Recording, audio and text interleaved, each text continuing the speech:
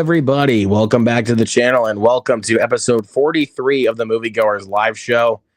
I'm getting the show back on track. I know you guys have impatiently been waiting for more episodes of the show, so I figured it's time, to bring it back.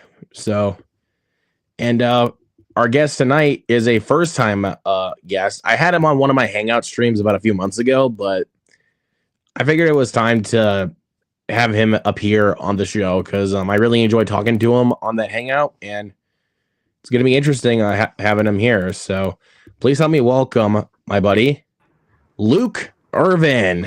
What's going on, man? What's up, Mr. Luke? Have you had have you had another Luke on the show before? Never have. Not on this one. Nope. Go down in history. Yep. And as Ethan put in the comments here, it's Lukeception. Yeah. Exactly. That is true. But how you doing tonight, man? Pretty good. It's been a busy day. A lot of content made today. And just getting ready for the cold. I've already been in the cold, dude, because it's negative 13. It's bad. But you know what? We got some good stuff to talk about. So yeah, there's a lot of stuff, movie news going on right now. Yeah, which is crazy. Like what's been coming out as of recently. I mean, I'll say 2025 so far hasn't been too bad. So far, I've really enjoyed it. A lot of decent surprises, a couple of disappointments, but for the most part, everything that I've watched, I've really enjoyed. Yeah, good. I'll tell you this: it's starting off stronger than last year did, because last year started off kind of with duds. Yeah, last year was a strange year for sure. I think my battle and frustration is last year I went to film festivals and I kind of went in to some like last minute, not really looking into like what was scheduled, what was expected. Like I went to South by and it was fine. Like I don't think there was anything that really jumped out too much at me. There was some really good entertaining watches, but that was my first time experiencing the film festival of South by. I usually go for the tech side. But yeah. Now, like looking into this year, they've got a pretty solid lineup that I would love to go to, but I've like already hit that window where I'm like, it's going to be so expensive. And then this morning I was looking at Fantastic Fest, and like the badges for that like sold out within minutes. So it's tough to be a film fan and a film critic. Like you got to jump on these things pretty quick. Yeah. I definitely want to try to go to film festivals, but again, I got to save money. So save money, but I would also say support your local film festivals. Like if you have a film community, and that's one thing that I try to support here in Arkansas is our film community. And we do have quite a few film festivals. You see, I don't really got those in my area, but I really should have. There really should be some film festivals around here. But I mean, started like I would expect every state has a film community of some sort. You just have to find where they're talking and get into that conversation. That is very true. That is very true. But because as I was saying though, with 2024, like it started off pretty rough. Like I think the only good film that we really got in January, at least for me, last year was The Beekeeper. Yeah. That was really it. And then trying to think of other one. And then February was kind of picking up just a little bit, but not by much. Because I know in February we had Lisa Frankenstein, which was really good. But then we get shit like Madam Web. Yeah. Trying to look if I can sort my 2024 list. I think it's like 143 movies logged on my list, but I'd have to go back and backtrack to see like when they came out. Yeah. Caught up a little bit on some over the last couple of weeks, but Let's see. But if I were to minus the ones that I caught up on, I think I had 236. So That you've watched or you need to catch up on? That I watched. Oh wow. Yeah, there was a lot of good ones last year that I wanted to check out, but some of them I really had to squeeze in at the last minute. Yeah, I mean there's some I missed out on that are still on my watch list that are now hitting streaming. So, but I gotta say, I mean, I'm trying to look at what we got on my list, because at least for January of this year, it was honestly better than last year's. That's for damn sure. Like, let's see, we started out this year with The Damned, which was not terrible. Yeah, no spoilers, please. Like, that was one of those I saw a lot of people talking about, and Arkansas didn't get. Like, I don't think any theater in Arkansas got it. It's out for rent now, I think, for like $5 or $6, but it's on my list. I'm kind of holding out to see if someone picks it up for streaming, but like, if I've got nothing going on this week, I may rent it. Yeah, but it's pretty good. It's not like amazing, but it's good. It's better than most January horror films that we get anyway. Yeah. And let's see. What else? Oh yeah, then we had Den of Thieves, which I forgot most of the movie already. It's not good. I wish it was better. So I skipped out on Den of Thieves when it initially came out, and then I watched it for the first time before seeing this one, and actually liked it. So I was looking forward to seeing this one. But yeah, like this second one, same traps as the first one. It's like a little too long. Some just moments that probably didn't need to be in there. Whereas like Den of Thieves 2 had quite a bit of moments that felt very rushed just to get you along through the story. But I liked the ending, like the last, act on it. I really, really enjoyed. And if they make another one, I would see it. Apparently the director has greenlit 2 more movies, so we'll see. But trying to see what else we got here. Let me look at my list again. I didn't see this one last month. I was able to see it last week because it finally landed on digital because my theater didn't get it, which was Better Man.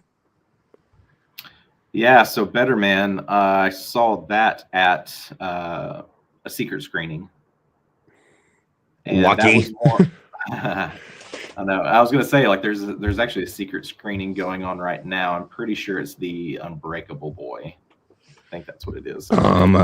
Some people, I know one of my buddies goes to an AMC theater, and the film was rated R, and I think it was for My Dead Friend Zoe. Oh, that's really good. I saw that at South by. That one. Really good. Ours is rated PG, so I was looking to see what comes out this week, and the only PG movie I see is The Unbreakable Boy. So. Yeah, that's definitely got to be the only one then. Yeah, but no, my Dead Friend Zoe, definitely go see that. That was one of the standouts for me at South by last year. Super emotional, like I'm pretty sure everyone was crying at the end of it. But it's really good, really good. Yeah, but anyway, Better Man. So yeah, Better Man. I was hoping to get to see that in December, but no one in Arkansas got it, unless you're like part of like a critic association. You probably got a at-home screener. So I saw that early on, like the first week of January. Really, really liked it. Yeah. As for someone who's really gotten into Robbie Williams, like, can you agree with me that the problem with most recent musical biopics is that you don't learn enough about the person? Like, all you learn about is just their music. Yeah, it's generally just either their music or they just want to like nitpick some particular moment in their life and just focus on that when they could have focused on a lot more that was going on in their lives. And I think that's what I liked about Better Man, especially the fact that like he narrated it. So it's like, who else is better to tell your story than yourself?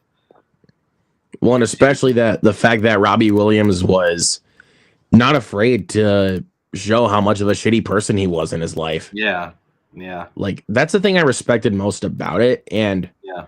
like, of course, he tells these little details in his life, but he's not afraid to show like the bad stuff that happened in his life. Because other musical artists will be like, they'll try to be like, yeah, that didn't happen. Don't worry about that. And they don't, even if they were, they don't really tend to show how big of assholes they really were. Right. So, and that's why I respect Robbie, because like, he's not afraid to acknowledge how much of a shitty person he was. I mean, he's even open to talking about it in interviews. Oh yeah, he's hit the interview streak. Like when they brought up the thing about his mental health taking a strike because like during his relationship with Nicole Appleton, he was like, Nick was going out with an idiot, and then the guy was like, that's you, and he's like, yep, that's me. And I'm like, respect, man. Yeah. Like, so yeah, I love that movie. I mean, I'm a sucker for music biopics, but I actually walked away learning about Robbie Williams. Yeah, I mean, I found that's what most people did, because that was the gamble that they took, and I think that's why they had their box office fail, is because like U.S. wise, unless you kind of grew up in the VH1 MTV era when that's all they did was music videos, like you probably weren't very familiar with them.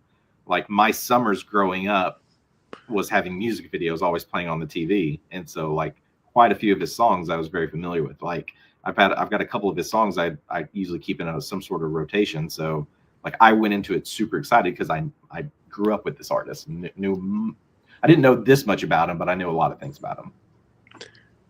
Yeah, and I did not know, like I knew Dick about him. Like, yeah. The thing that caught my attention though was the way that they decided to tell his story, which was as a monkey. Yeah. And I think it made the film a bit more of, how do I say this? An enjoyable watch, because if it was just like him as a human, it kind of would have made it more of like, a hard watch. Yeah, I mean, it would have made it just like everything else. Here's the thing. People would be like, if he was just a regular human, people would be like, this is just another music biopic. Yeah. But with the monkey, it's something special. Yeah. So, but yeah, I love Better Man. Like I think about it all the time now because of how good it was. Yeah, I need to see. There's a still book out for it yet. It's my. I know bad. There's gonna be it's gonna be a Paramount Presents Blu-ray for it, which is this right here. Oh, nice. And I really like that that image. Yeah, I do too. I see the Amazon exclusive 4K. Yeah, like as soon as I saw what it looked like, I was like, "Yep, I have to get this." Like, I just had to. I bought probably one too many still books last year. I need to retain myself this year. I'm probably will get some more this year, but I'm gonna hold out for just the ones that I like really, really want. Yeah, that's something I need to do in general, is hold back on buying movies because I own way too fucking many. Yeah. So I'll do a video for this soon on my channel, but like I finally have gotten like a display shelf for a lot of like memorabilia things I have, and then I've got like a media shelf that I'm trying to put together. And so like once I get all that put together, I'll put a couple of videos out and kind of showcase like all my steelbooks. I mean, I assume you got a lot of steelbooks. I mean, I've got a decent amount. That should be fun. It's not like crazy amount, but it's grown. Like growing up in like when I was in like my high school days, like I would buy every movie every Tuesday when it came out. And mostly this was like right when like Best Buy and Amazon were kind of trying to get into the market because they would put out pretty good deals at the time where like Blu-rays would be like $10 and Walmart would have to like honor those prices. So I would just go to Walmart with the printout and they would honor the price. So I was getting like new releases for like $10. I wish I could have done that, but Yep. nope. Gotta buy things that I gotta buy shit now at inflation price. Oh, that's kind of the aggravating thing. It is like most of the steelbooks, especially the last few months that I've gotten, have usually been priced like $50 or more. But then once you buy them, they drop the price, right?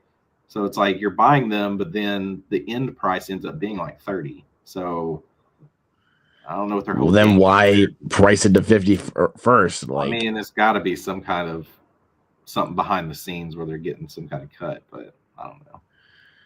Yeah, because if it was like, I mean, and it's primarily going through Amazon, and that's the other aggravating thing is like Best Buy killed their physical selection. It looks like Target may have as well because my Target stopped caring. Like I cannot find anything at Target now because at one point you could get some steelbooks at Target. So it seems like Walmart and Amazon are the places to go now. Yeah, because the two Targets that I have that are about an hour away, yeah, they don't carry movies anymore either.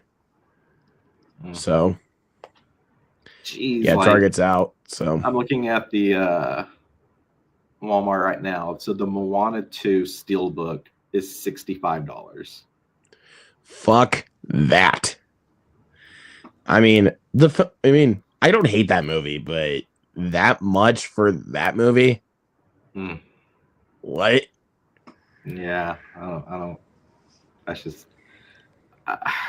you know, if anything, I probably need to go buy the one steelbook I've been wanting to get that I don't have is Oppenheimer, so I probably need to run out and get that. It's $30, and I really want that one. So if anything, I'll go get that. But I mean, it is a great steelbook, so I mean, I wouldn't. Yeah.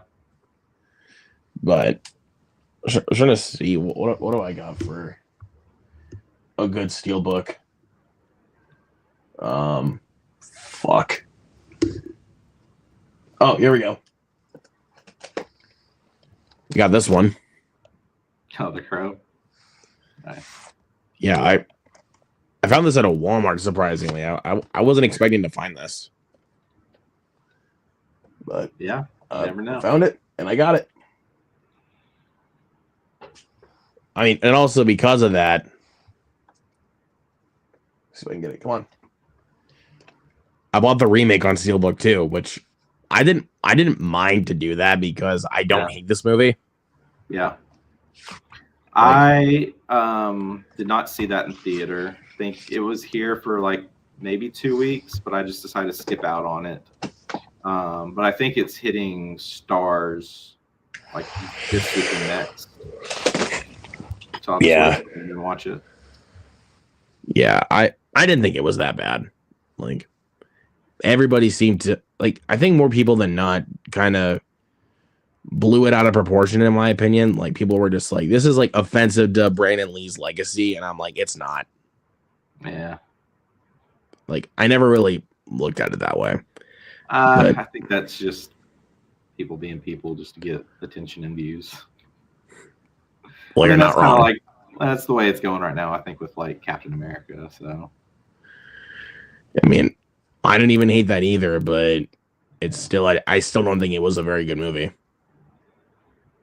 But I liked it. It's an opinion, so and you're entitled to yours too. Yeah, 100%. So, but yeah, I better ask a question. So I always ask this one with people because as crazy as it may be, I actually like hearing these stories. Yeah. Which is, what has been your worst movie theater experience? Ooh, okay. Yeah. Let me look up what it's called real quick. Oh, Jesus. I can see who's in it. I just can't remember the name of the movie for some reason. Why did it slip? Oh, hang on.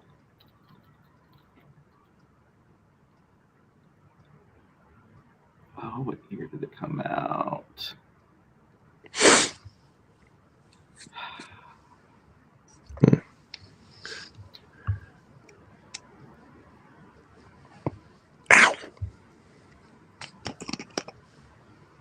What is the name?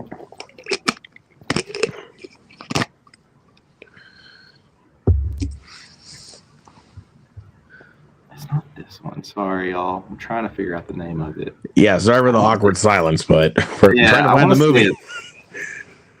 I thought it was called like The Darkness, but maybe. Is it that? Wasn't it? You said The Darkness. I was thinking like, isn't that movie with Kevin Bacon? Like, it's not. No, it's not Kevin Bacon. It's oh man, I cannot remember. I can't remember the name of it, but it's a horror movie. The chick in it was like the Disney star at the time. She was, I know she had like a Disney connection. This movie was so incredibly bad. It's like every little moment there was so much exposition, like you knew every little thing that was going to happen, that it got to the point where the entire audience became best friends and we all just laughed and talked together the whole movie because we could pick it apart because it was that bad. And it hit the level like a third of the way through where it was just like, you know what, screw it, we're just going to finish this movie because like it was just that bad that we just wanted to sit through it. And I wish I could remember the name of this movie. I feel like it's like, I thought it was called like Darkness or Dark or something like that in that realm. But I just remember it being like it was kind of like a ghost movie or something like that. Like these dark figures that were around there haunting this girl or something. Anyway, like it's like I don't know if that answers your question, because like for a theatrical experience, it was fun in the sense that the movie was just so freaking horrible. But I kind of would more consider that a fun experience. Yeah, I mean, it's like it was a fun experience for a really, really shitty movie.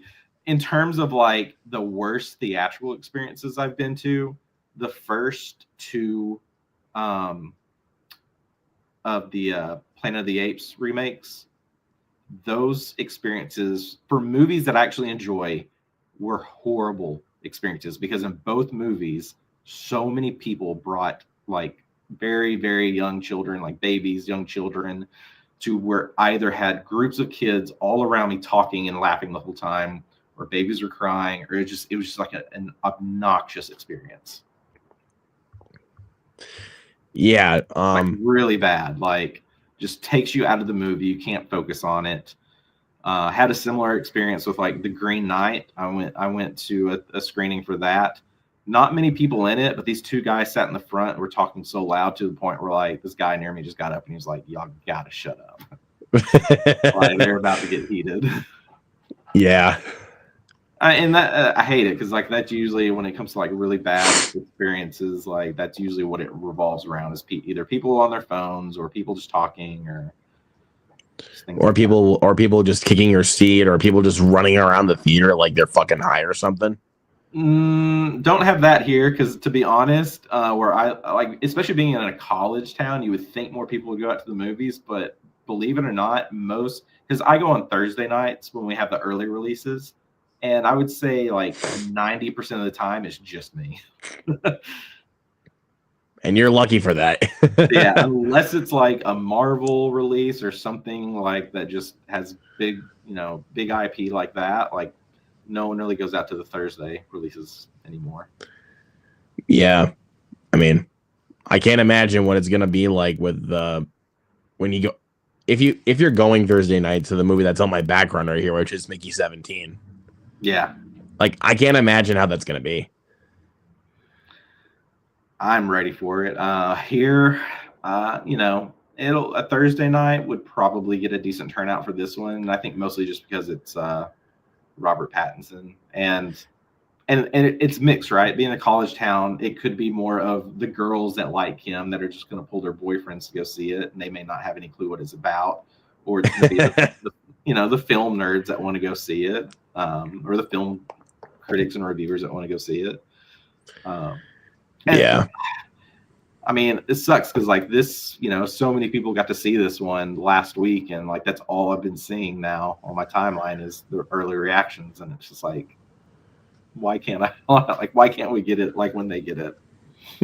Right. And like a part of me wishes that there was like an early screening somewhere where it's actually like open to the public where you can actually just go and see Mickey 17. Yeah. Like, yeah. That is something I would want because like, oh my God, dude, I'm so fucking ready for that movie. I know. Like, I think some studios have some kind of public related early screening things. I believe The Flash through Warner Brothers had something like that. I think they did. Know. I don't talk with as many critics on these details, so I don't know if like the ones that have already gotten to see it, if it was only for like movie reviewers or press or however you want to say it, or if it was something that was open to like more public people. Maybe they could put this one as a secret screening. I mean, I know they don't do that for movies that have embargo lifted, but to be fair, though, they did that with Better Man. Yeah, I mean, Better Man was a nice surprise for a secret screening. I think last year, one of the surprise secret screenings was Gladiator 2. Like, I wasn't expecting that to get a secret screening. So you never know. Maybe Mickey 17 could get one. Possibly, yeah. So and they may all be different based on the theater, but I know like Cinemark is doing two this month. It's usually just one a month, but they're doing one tonight, which I'm pretty sure is The Unbreakable Boy, and I think they're doing one on the 24th. That one's rated PG-13, so that's probably going to be Last Breath. That you stole my words, dude. I was thinking it was going to be that one. Yeah. But who knows? There's a new Mobile Suit Gundam movie coming out that same week. I may go check that out. Interesting. But I got a few I can tell for bad theater experiences because I've been through some shit there. Oh no. The one that always comes to mind though was with the 2022 version of Firestarter. Like I went and saw that in theaters. It was the week after my new theater had opened because it opened the week that Multiverse of Madness has come out. Yeah. So I went and saw Firestarter, and when I got there, I was thinking, oh, maybe I might have the whole theater to myself. And then more people come in, and who might those be, you might ask? Well, they're fucking high school students. And I'm like, fuck. And was I right? Because they kept talking throughout most of the movie, and they would not shut the hell up. And I think it was even like during like the last 20 minutes, we had like one of the employees like standing in the corner like of the hallway just to see if there's going to be anybody else talking. Because I think even a few of them got escorted out of the theater, and I'm like, fuck you. Because it was so bad. I do kind of miss those days because like early days. So where I live, we used to have 2 movie theaters, and I know one of them employees would always be in the room to make sure people like kept their chill. And like now it's like I don't think they could care. They could care less unless someone's going to like ask them more than once. Yeah, it's not the greatest. Because one of my buddies, my buddy Jacob Hubbard, who you guys know for sure. You guys know my buddy Jacob Hubbard. He used to work at a movie theater, and I know he did kick some people out. I think it was like some teenagers or something like that out of source on my shirt for It Chapter 2. Because some person comes up to him and is like, "There's some people in my seat," and they go to they go inside that theater, and it's a bunch of and it's a couple of teenagers, and he's like, "Hey, can I see your tickets?" And like, "Oh no, I think I left my ticket." So they take him out to the lobby, and they can't get it figured out. So, and the teenagers are supposed to leave because they're just standing there loitering. Yeah. And he turns his head, but his eyes are still looking at them like I am looking at you. Mm-hmm. And they go charging into that theater, and he's like, so gets a security guard, goes in, and then grabs his little flashlight and goes click click, and it's like, hey, get out. Nice. And the guy that was like, oh, can we get a refund? He's like, oh no, you can't. Yeah. Why not? Because I said no. Where's your ticket? I've only had a few encounters. I do like the whole reserve seating stuff.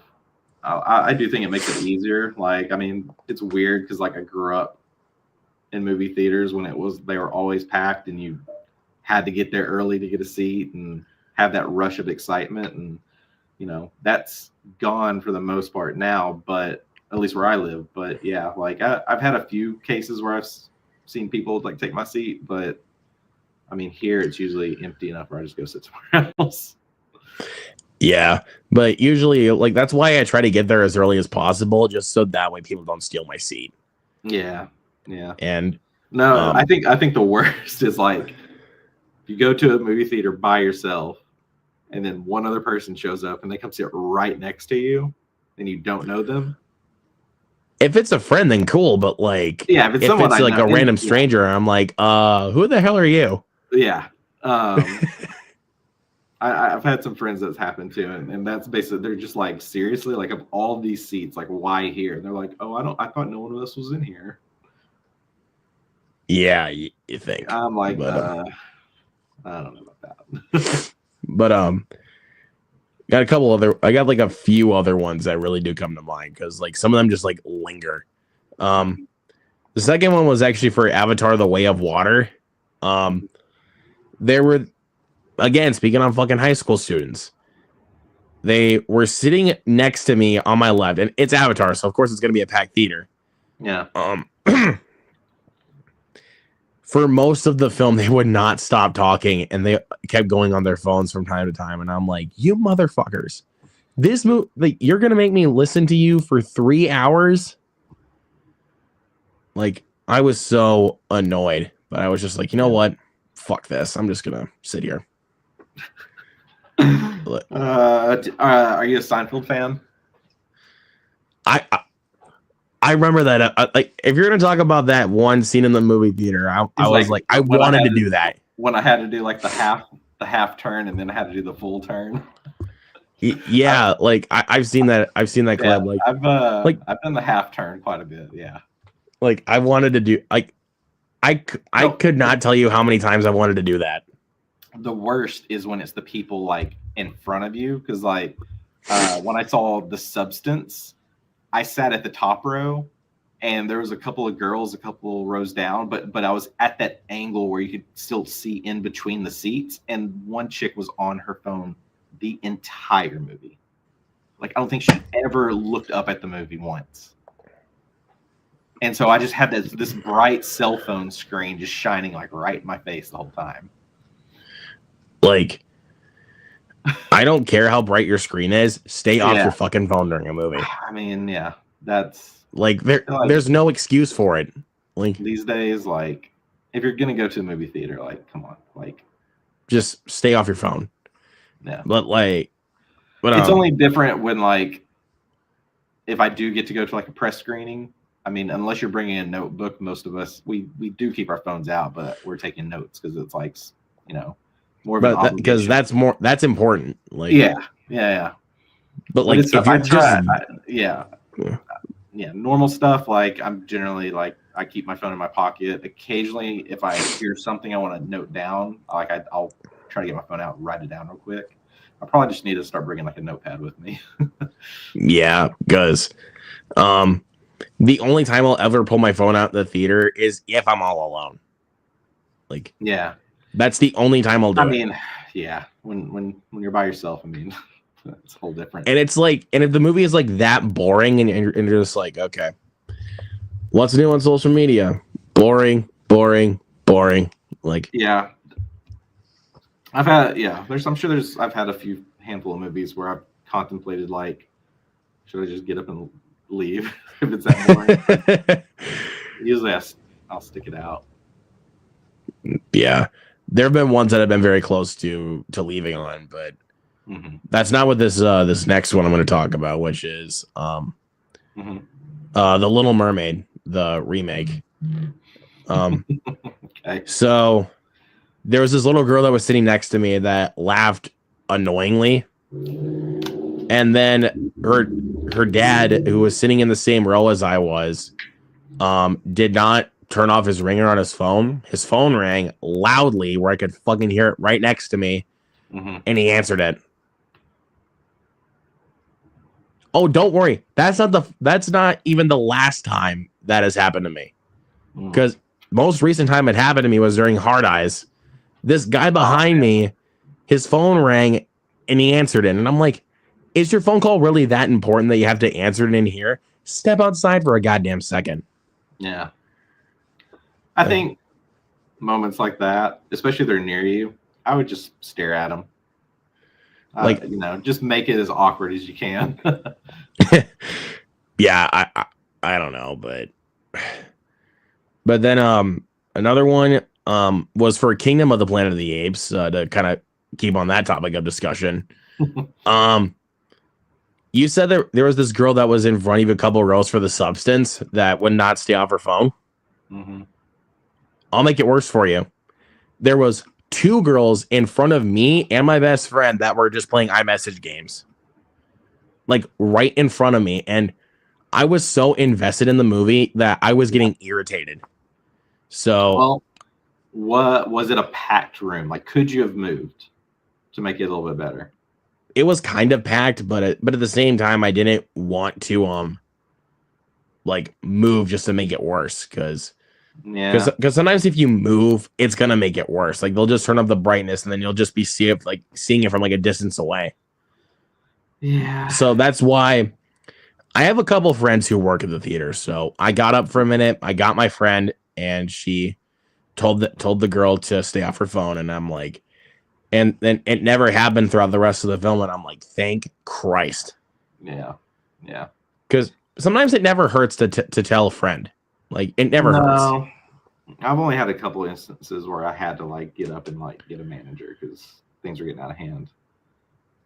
I feel like I've had more funny experiences. I'm trying to remember which movie this was, but I remember there wasn't too many people in the theater. But like, I was on one row. I was either by myself or with a friend, and in the row right above me, like right behind me, was another guy. Like, was a couple, and his girlfriend or wife left, and I guess she miscounted, so she came and sat up like right next to me. That was like in the middle of a conversation, and I was just kind of like, okay, that's nice. Like, I think you got the wrong row, lady. Yep. Very sweet, very apologetic, but it was just like, felt like another Seinfeld moment, because it was like she was like right back into a conversation, like didn't miss a beat, and I was just like, I have no clue what's going on here. No, that's funny. That is funny. But then also recently, I'm planning to go watch it again though this week, just so that way I can have a better experience. It didn't down how I felt about the movie. It irritated me to a point where it was like, you got to be fucking kidding me. Last Friday I went and saw Paddington in Peru. Okay. And there was these high school kids that were sitting towards the back for a little bit, and then because I don't know what happened, like they ran out of the theater for like a couple minutes. Like, they were getting drunk or high or something like that. Like, I don't know what the hell was going on. Like, just a couple of like rowdy dudes. Yeah. And then I think it was like 5 or 10 minutes later during the movie, they come back in and they sit like in the second row closest to the screen. And well, even before that, they kept talking, and I was just like, I should not be able to hear you guys. So once they go running back out and come back in, they're still talking, and I can see them on their phones too. And I'm like, you guys gotta be kidding me here. Like, this is stupid. Yeah. So hopefully this will be a better year. I don't want, if I do end up going to go see the monkey though, I don't want that at all. Like, if I want if I want something to happen with the crowd, I mean, I just want a good reaction, to the gore scenes. That's really all I want. That's the other thing. It's like most of these horror movies that I've seen, this year, I've either seen them like by myself or with very limited people, and they would definitely be much better experiences with like a crowded room, just for those reactions of things. And that's kind of what I want with the monkey as well. But I'm like torn on. Go ahead. Sorry. To go see it because like we're getting this like ice weather, so that could potentially delay me a bit. And then side note, like my birthday is this week, so I've got like some free stuff from like movie theaters. So I kind of want to go to like the AMC where I can get like my perks. But I'm like, do I want to go see it during like a day, like an afternoon showing, or try to go to like an evening showing? Just need to figure out like what would be the better experience. I guess it just depends because I mean, who knows? But I would have wanted to see Terrifier 3 with a packed crowd because when I went and saw the first time, because I saw it twice in the theater. The first time I saw it was the Saturday it came out. Yeah. And there was only two, and there was like a couple in the theater, and but besides me and my friend, and that is literally it. And me and him reacted to all the kills. We were just like, yeah. Yeah. Especially the shower scene. Like that was the point where I was like, at least we didn't puke or anything. Yeah. We didn't have anything to eat. I know that one I looked away for a hot minute. Like that one was. Even the last few times I watched it, I couldn't because I'm sick. Yeah. I know. I've seen him enough at this point where I'm. Yeah. Like, I feel like I don't know what it is. Like, I can handle the kills just fine in 3, especially with the shower scene. Yeah. But dear God, that bedroom kill and Terrifier 2, like I can't either. Like, I can't watch it and not look away for a couple seconds or gag because that is disgusting. Yeah. That one was rough. There's no telling what he'll do with the 4th installment. So they're definitely going to try to push more boundaries because even though I felt like they pushed enough in 3. Yeah. Oh yeah. 100%. Like distinctly the mall scene, like when he had a bomb as one of the presents inside his bag. Yeah. And blew up a bunch of kids. And I'm like, you went too far. That was pretty but I love it.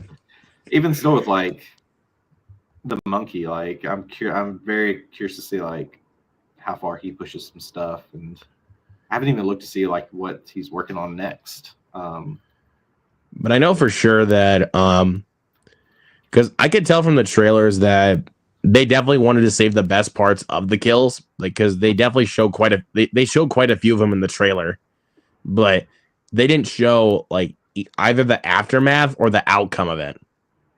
Of like what actually happened. Like distinctly the one that you see at the beginning of the trailer, when the girl opens the door and then Theo James backs up and then the monkey bangs the drum and then a shotgun falls and kills her. Yeah. And I'm like, I'm interested to see what the outcome was because that's interesting. Yeah. Just the edited moment's one thing, but actually seeing like the full shot with the outcome. Like that's going to be interesting. I mean, I know Stuckman already reviewed and he says, you see everything. And I'm like, okay, we'll see. Yeah. Because I was at first thinking about taking my mom to see this because I took her to Long Legs. And the scene, spoiler alert, it's been out for nearly a year. But on Hulu right now. Yeah, but I'm just going to say. The scene like when Nicolas Cage was banging his head against the table during the confrontation. Yeah. My mom had to cover her eyes for a couple minutes because that was nasty. Yeah. But I couldn't blame her. Yeah. But then when I heard that the kills in the monkey are supposed to make you gag, I'm like, nope, can't do it. I can't do that to my mom. Like, there's no way I can do that. Yeah. I made her suffer enough with long legs. But I made up for it, though, a couple of months later when I took her to Saturday nights. So I made up for that. Yeah. Did you see that one? So Saturday night, yes, I saw it. So I missed out on it in theaters because I can't remember if my local theater got it, and we only had it for like it was like a week or two. So I did miss the theatrical run, but I ended up renting it like right before it hit Netflix. But I really liked it. Yeah, that one. That's one of the ones that I played catch up on from last year. And what's so crazy is like Saturday night, I didn't really grow up watching it. I watch it from time to time. It's not like something I have to watch like every day. I'm familiar with most of the famous skits, and I'll do catch up since they just did like their 50th anniversary. So I'll go watch all the skits from that sometime this week. But the movie itself, I really, really liked. I love that style of movie. I mean, it reminded me so much of the one of the Steve Jobs movies where you're just kind of like following these people as they're kind of like getting ready for everything, the conversations, the conflicts, just the stress of like, how are we going to pull this off? Like, plus dealing with their own like personal, like, I love that stuff. So this one, like, highly recommend. It's crazy to me that all that stuff happened. Like, yeah. Like, I mean, and I know Jason Reitman distinctly made this movie for his dad, because I know I know for sure his dad would have made something like this if he was still around. Right. So, and again, it still blows my mind with all the crazy shit that happened behind the scenes actually did happen. Yeah. Like, I'm trying to think of like one distinctly that like blew my mind that it actually happened. I mean, I kind of figured though with this one, like when Chevy Chase was fighting John Belushi in the dressing room, I was like, I mean, I kind of figured that would happen, but Jesus Christ, though, dude, he took it too far. Yeah. Like, I mean, what the joke he made though, but which was funny. I can't lie, that was funny. He's like, "Be careful, there's no beard under there. It's just 10 pounds of neck." And I'm like, that's Chevy Chase though, but take it easy there, man. Like, don't tempt Mr. Belushi. I'm sure that happened quite a bit. Yep, that was Chevy Chase, and I think Corey Michael Smith played him perfectly. Yeah. So, I mean, I think the funny thing is though, the only two I even knew that were even part of the original cast members of SNL were Chevy Chase and Dan Aykroyd. Yeah, I wasn't super familiar with the original lineup. So, like, as I was watching it, I was looking up some of these people just to do quick familiarization. But either way, I mean, it's still yeah, and I'm trying to let me look at my list of previews because I keep those on my phone too. Where is it at? So that was the first time I actually saw the Better Man trailer. And when I was looking at it, I was like, this looks so weird, but I'm in. Like, yeah. And then, wouldn't you know, right after that, they play the Mickey 17 trailer, something also weird. And I'm like, I do not know how I'm going to feel about this. But I think it's one of those films I'm getting more excited for, like, you know, as time is progressing. And for Mickey 17? Yeah, for Mickey 17. Like, I'm getting more excited as time is going on. Like, I mean, the goofy tone was certainly what was not what I was expecting. I mean, with this director, like, I think after experiencing Parasite, like, you just don't know what you're going to get. Because going into Parasite, I went into that as blind as I could, not really knowing at all what to expect. And that movie itself was just a ride. Like, I enjoyed every minute of it. So with this one, I'm trying my best to stay clear from like any spoilers as I can. Yeah, I mean, I can tell you. I mean, the trailer that I saw did not give away a whole lot. Like, all it really gave away was the fact that Mickey has as another clone. Yeah, I've seen the 2 trailers that are out, and that's about it. And outside of like a couple of one-liners from people that already got to see it, so I'm trying to like not see that. I should probably be better about like muting words on Twitter, but I just do that. Yeah, I mean, yeah, you can definitely tell. Like, I can't fucking wait for that movie. Like, yeah. It's. I can't doubt Bong Joon-ho with like after like what he did with stuff like Memories of Murder, Parasite, Snowpiercer. I'm like, okay, this dude's got my attention. Yeah. So, not trying to set myself up for too high of expectations here because I don't know. This maybe could be like one of those like weird movies where it's like, it's definitely going to split people on how they're going to feel about it.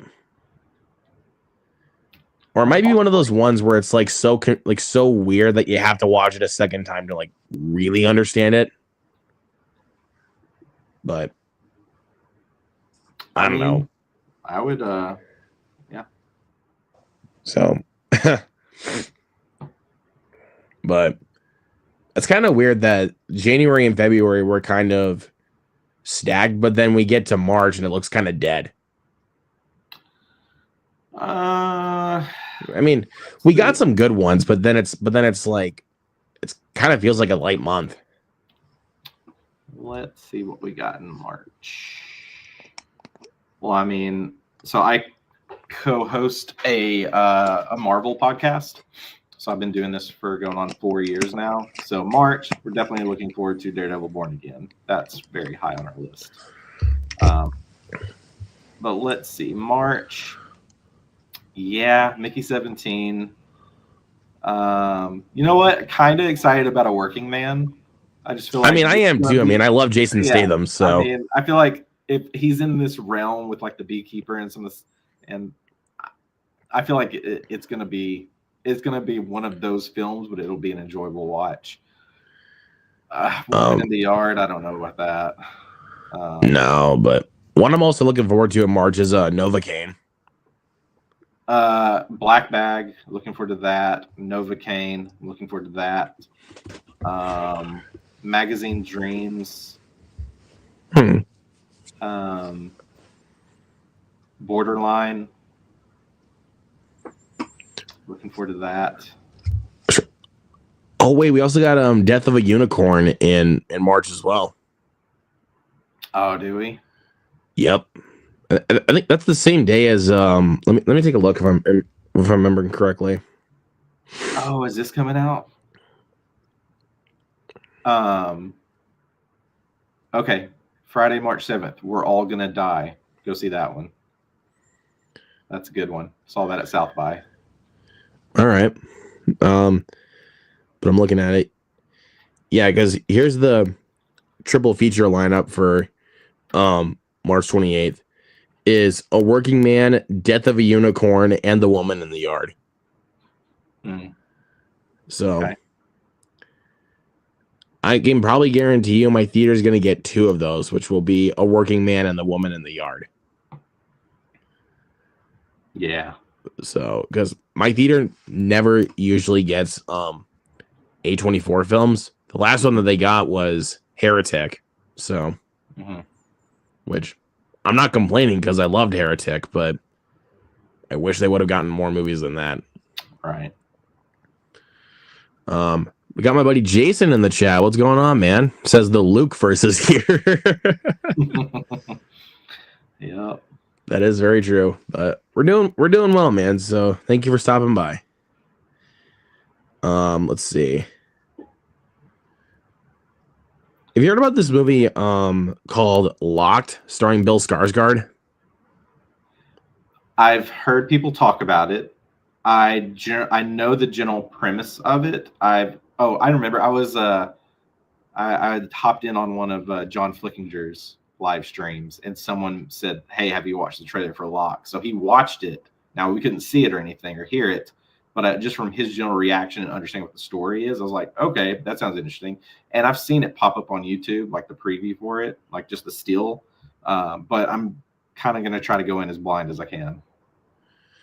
Yeah, I mean, the thing that actually kind of had my attention, besides the premise, is it's directed by the guy that did Brightburn. Yeah, yeah. And I was like, cool. That I'm in for. Yeah. Thought about watching Brightburn again. Haven't seen that in a minute. Also Mickey 17. I hope we get it on IMAX. Yeah. I do want to go see that on IMAX. I watched the trailer for this new Hulu movie called Odessa. That looks bizarre. It looked pretty interesting, but yeah, it definitely looks bizarre. I don't know. I feel like that's what I think will be like. You're either gonna like it or not. Yeah, it definitely will be one of those movies. Let's see, Novocaine, Opus. I want to see. Yeah, I do want to see Opus. That's in March. Looking forward to that one. Hopefully, that's at least good, because it's been getting pretty bad reviews. Oh, really? Yeah. It has a. I'm looking on. So on IMDb, it has a 4.4. Oh, jeez.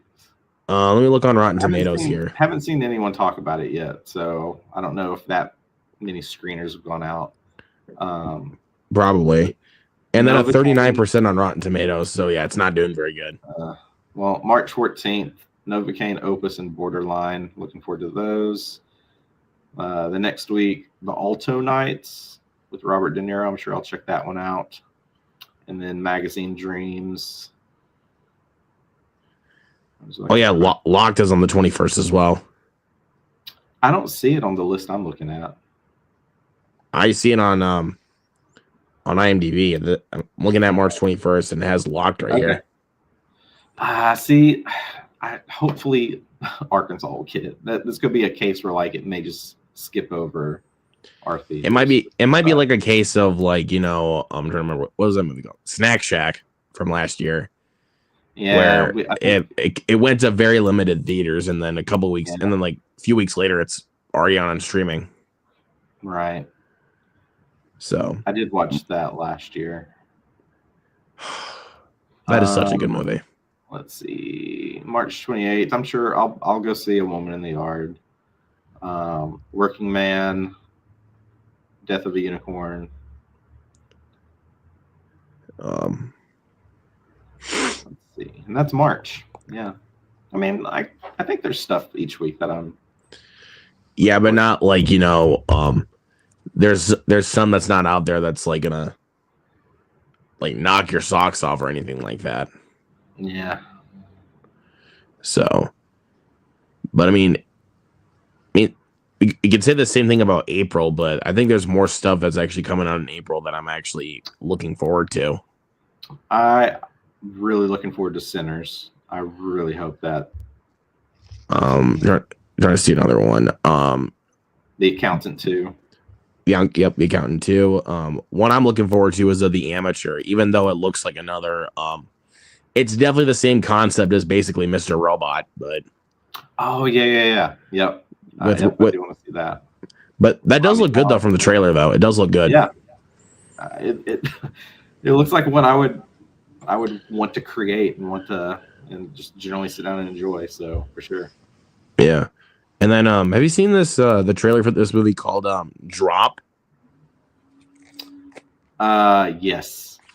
That's the trailer to see right now at Cinemark. I think every movie that I've seen the past like 2 or 3 weeks, a Drop has been they just shoved that in our face right now. It's now the next Speak No Evil apparently with trailer drops. Yeah. Even though I never got the Speak No Evil trailer like all that often, like yeah, I've only got it like 3 times. Like that was a tough one because like I had already watched the original, and so then watching that trailer after seeing the original was kind of tough. Granted, like I thought what they did with the Switch and everything was fine. It was still it was an okay watch. So like but because I'm trying to see, like I know I got it in front of Abigail and then Twisters and then Long Legs. I like after that I never got it in front of anything else. Yeah. Which was strange because everybody else was just out there being like, what was like, why do we keep getting the Speak No Evil trailer in front of every fucking movie? And I'm like, what? Like I was so confused. But yeah, Warfare. Yeah, I forgot about Warfare. Another A24 film. That one looks pretty good. Yeah, I'm pretty sure I've seen the trailer for that. Yeah, like you said, Sinners. Like, who's not excited for Sinners? So ready for that one. I hope it's good. I really hope it's good. I'm pretty sure no one really gives a shit about the movie that literally comes out the first week of April, which is a Minecraft movie. That does not look very good. Yeah. I mean, sure it could be fun, but yeah, maybe. I've only played Minecraft from time to time. My kids are really into it, so I'm sure I'll take them to see it. But yeah, I played Minecraft like a little bit when I was in 6th grade. What's the rating on Minecraft? It's PG. Is it PG or PG-13? Okay, it's PG. All right. Okay. I mean, I kind of figured it would be PG though. Yeah. Hell of a Summer. I am excited to check that one out because that is from Billy Brike and Finn Wolfhard. That's their directorial debut. I've seen the trailer for it, so I'm hopeful that one's a fun watch. And then to keep my eye out for that one. I think the end of April, The Accountant 2, and Until Dawn. Which Until Dawn, like I'm very curious. I've never played that game, so I don't have much attachment to it. I just hope it's an entertaining watch. A lot of like it's definitely not like the game from what I've heard from a lot of people because I'm like you. I've never played the game. Yeah, but it could be something fun. I mean, I have trust in David F. Sandberg, so yeah. But yeah, other than that though, April. I mean, like you said, there's still stuff coming out, but it looks slow as hell. But I don't know. We'll see. Yeah. But I think honestly for me though, with this January, this is kind of funny. Like the first couple of weeks, I've been seeing some good movies. Like I saw Wallace and Gromit, and then, well, Den of Thieves wasn't necessarily good, but it wasn't like the worst. And then Wolfman. But then we waited for the January stinker, which was Flight Risk. Yeah. Oh, that one was bad. It's down there on my list near the bottom for sure. It's still crazy to me that Mark Wahlberg actually shaved his head every single day on set. Because so like he actually did that? He actually did though, because when I first saw the trailer for it, I was like, that looks terrible, like with this with that bald head. Like I thought it was a bald cap. Yeah. I didn't know if it was like a little, cap that he put on and the makeup team just made it look good, but that's crazy that he committed to that. I mean, it makes sense for why he did that, but yeah, it's even like when you look at him in the movie, it's like, dude, you have makeup on your head or something, because that is fucking bad. I mean, this Flight Risk, oh my goodness, this movie. I mean, it's like everything that they bring up within the first like 15 minutes of being on that plane, they forget about the rest of the movie. Like, you go from like, oh, I can't hear you, you need the headset, to no one has a headset and they're talking like normal. Like, what the fuck? Like, And what were like, you thinking? and there's like 2 or 3 scenes where Mark Wahlberg is supposed to be knocked out with his hands up, and then whenever you're focused on the other 2 characters, you can see his hands like doing weird stuff when he's supposed to be knocked out. Like there are moments where it did not line up that he was supposed to be trying to like get out of there, and I'm just like, how could y'all like overlook this in post and editing? And like, it was rough. Yeah, I mean, It was rough. I mean, at least Mark Wahlberg kept me entertained throughout the movie, but it's limited though because he's unconscious for most of it. Yeah. Because I mean, with Mark Wahlberg's over the top performance, I mean, it was at least better than the other 2 boring characters. Yeah.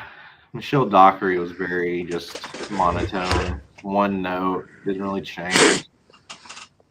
Like, I'll give her credit for this. She was fine in the movie. Like, she wasn't like giving like a good performance per se, but she did fine for what she was doing.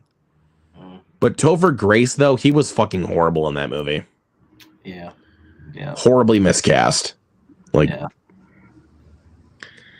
this is just like one of those, like, I just want to know, like, I mean, what are the behind the scenes conversations? Is this just like owing someone a favor, or just like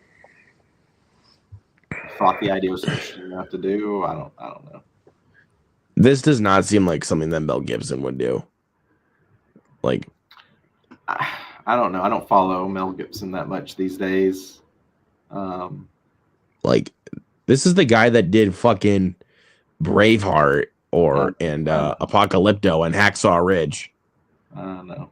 These big epic movies, and then he goes to like this small scale film that's worth like $26 million, and it's really fucking bad. Like,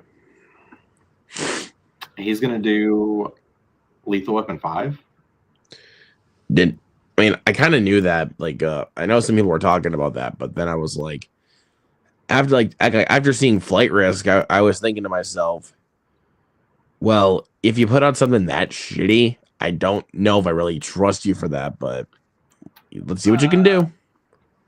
Yeah, I mean, okay, so Shane Black is writing it, so if he could pull off a good enough script, then maybe there's a chance. Maybe.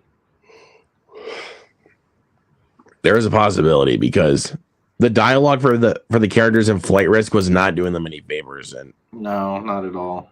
Because I think the guy that wrote it out, like on IMDb, that's like his first like credited movie that he ever wrote. Yeah. And I'm like, what the fuck was that script? Yeah. Yeah, I hate seeing that. That's always tough. Like, and I hate dogging on people like that. I really do. But yeah. When we say stuff like this, we're not trying to dog on people like that. We're just saying what our opinion is. Right. So, like we always champion people. That's the creative process. You gotta. Yeah. Absorb everything. So, like, yeah. But yeah, Flight Risk was bad. I mean, there was even some moments where I even almost fell asleep. Like, it was that boring. Like, until Mark Wahlberg comes on and says the most over-the-top thing you could think of. Yeah. But, oh well. But, I'm trying to remember what we had. Oh yeah, then we had Companion and Dogman the next week, and I'm like, thank you. Because at least I felt redeemed after watching those two after seeing Flight Risk. Because, I mean, I thought Dogman was just adorable, and I really loved Companion.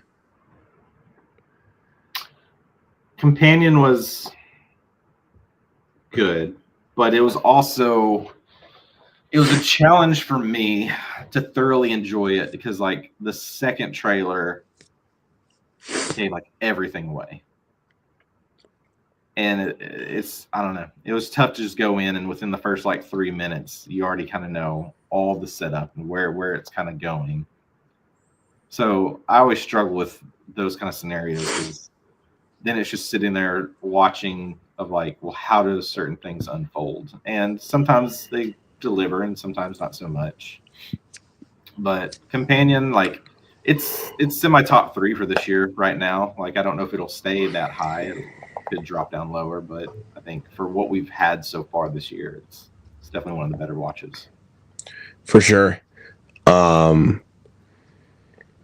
Even though I'm trying to think here, even though the next week I saw so far my most disappointing film of the year, which is Love Hurts.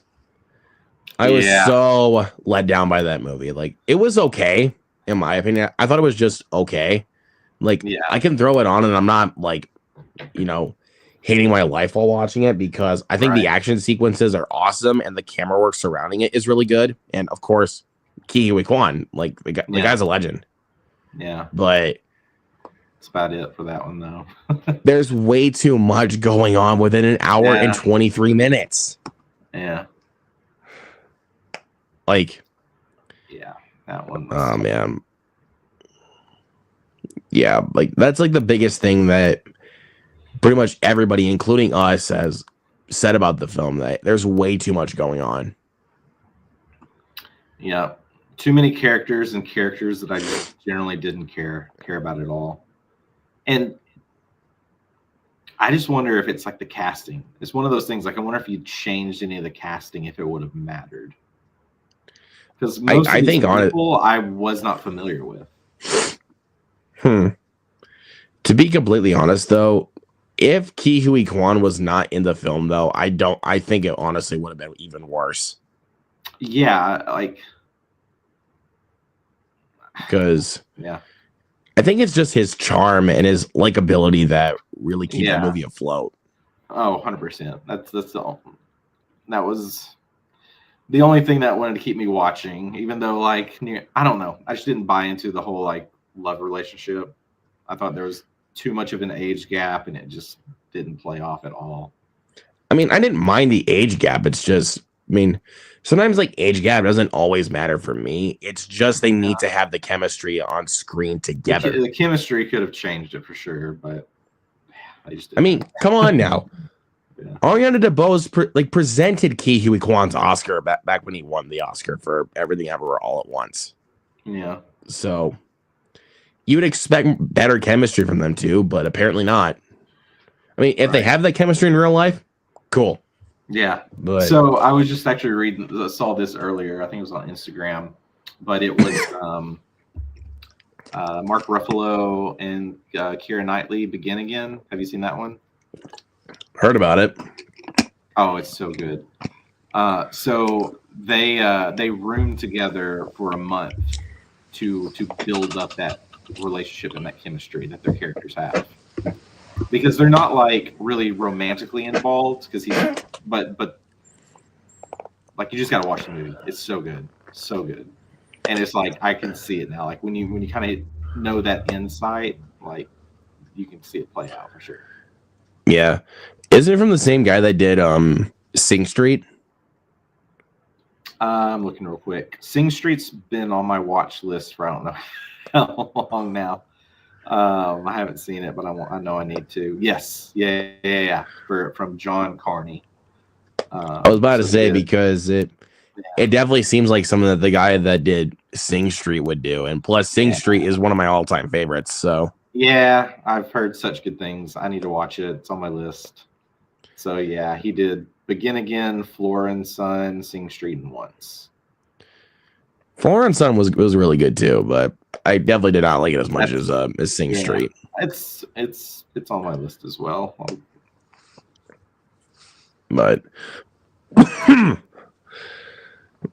let's see. Let me look at my list again here quick.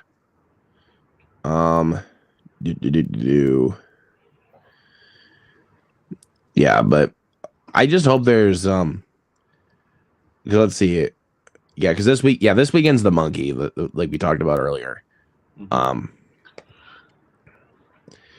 Like I've heard mostly positive on it, but at the same time, there is some people that were pretty mixed on it. Yeah, I've seen. I know, like Cody Leach has a video out, and he's pretty mixed. I can't remember if Sean Chandler was as well. I've seen like they've released their, they've got their YouTube videos out, but I won't watch them until after I've seen the movie.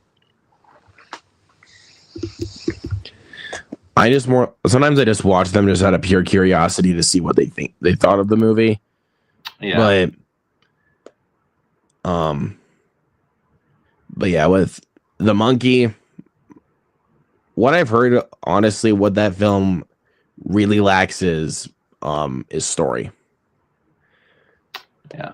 But to be completely honest, though, with all the kills that you see in the trailer, I'm like, I kind of expected that. Yeah. Like Oz Perkins really wanted to go for shock value this time around. Yeah. Which is not a bad thing at all. It's just, you just know that it's not going to do well with certain people. Yeah. So it is now at 85% on Rotten Tomatoes with 47 reviews.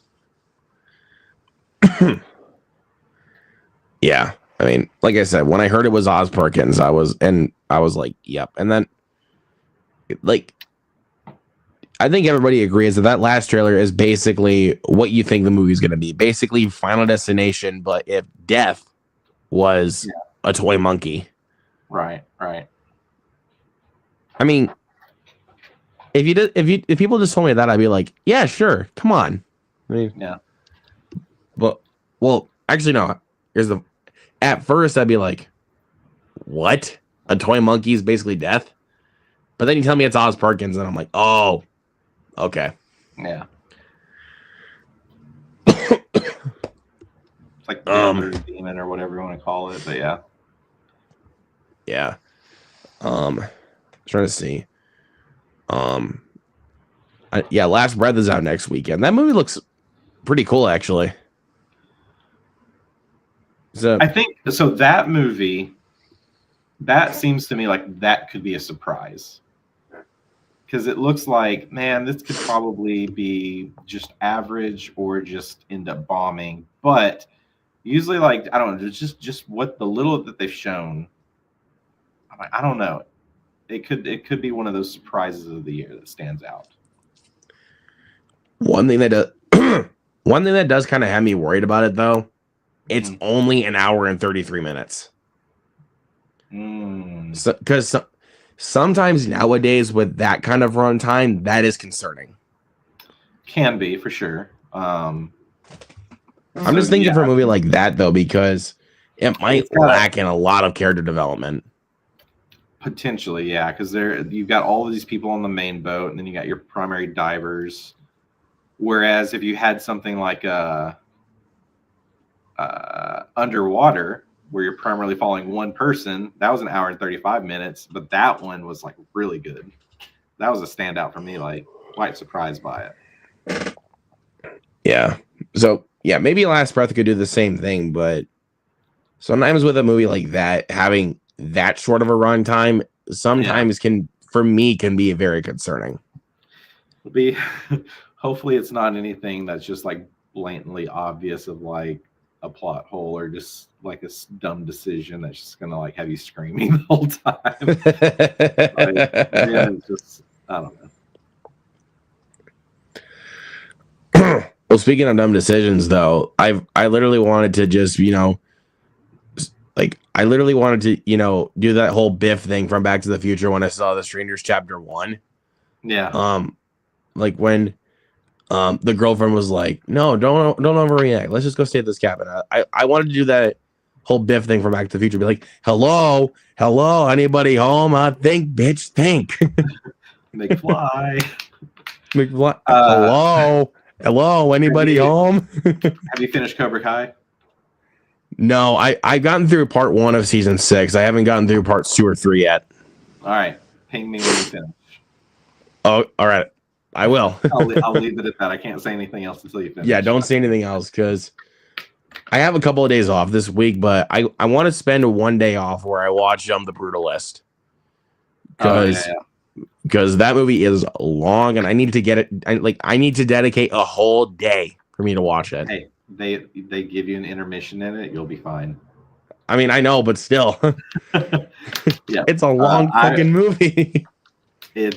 That was the surprise for me from last year. Like we got a special screening for it a week or two before it hit theaters, and yeah, it was really good. I cannot wait to go in as blind as you can because it was nothing what I thought it was going to be. I don't know really anything about it. All I really know is it's an A24 film starring Adrian Brody. That's all you need to know. Like, I have not read a plot synopsis. I've not seen a trailer. Nothing. It's perfect. That's all you need to know. So, I mean, there's somewhere it's like I need to go into it as blind as possible. Like, or I feel like doing that. Others there are some where it's like I need to see a trailer so I can see if it interests me or not. Yeah. Because funny enough, when I went and saw Across the Spider-Verse, I had not seen a single trailer for that movie. Oh yeah. My theater never showed a trailer for it in front of anything, and I never bothered to look up any trailer online. I went into it as blind as possible. That's dope. And I'm honestly glad I did. Let me think.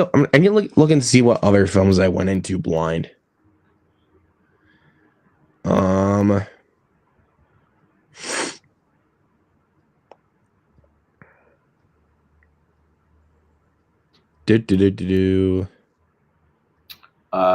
So one for me last year was Mads on Shudder. Oh, I didn't see that one. Really, really good. Really, really good. Oh, this one for me, Boy Kills World. I went into that one blind. Yeah? I did not know what that movie was. I mean, all I saw was that it was Bill Skarsgård, and I'm like, yeah. So, and it's got the chick from Flight Risk. Oh yeah, she's in it. I did not know that was Michelle Dockery, though. I really did not know. I haven't seen it. It's on my watch list, so I need to. It's really fun. I'm trying to think of another one I went into blind. Oh, Juror Number 2. Went into that one blind. That is a really good movie. It was pretty good. Kind of wish that one got a little bit more awards talk, but it is what it is. It's What's Inside. That one I did not like. You didn't like that one? No. I thought it was too confusing for my liking. Like, it was too confusing to a point where it's like, I can't get into this. It wasn't confusing to a point where it's like, I want to watch it again because you get those kinds of movies every once in a while. All right. Oh, I did not know anything about The Substance before I watched it. I did not know a single thing about it. Like, really, all I knew about it was that it was a body horror film starring three great actors: Demi Moore, Margaret Qualley, Dennis Quaid. Yeah. I can't remember if I watched. I think I more or less had a similar experience. I can't remember if I had watched the trailer for that or not. But yeah, I knew like the core cast. I'm trying to think of another one. Did you see The Order? I did. I saw that on a secret screening. So good. That one made it into my top 20 for last year. It is such a good movie, dude. That one, Jude Law and was it Journey Smollett? I would love to see them too cast for a True Detective. Yes, definitely. honestly, last year was a really good year for Nicholas Hoult. Like, Yeah, we had stuff like The exactly. Order. He had a good year for sure. Yep, yeah. The Order, Juror Number 2, and my favorite film of last year, Nosferatu. Where did that? It was. I liked it. I think I found a lot more films that I liked more than Nosferatu.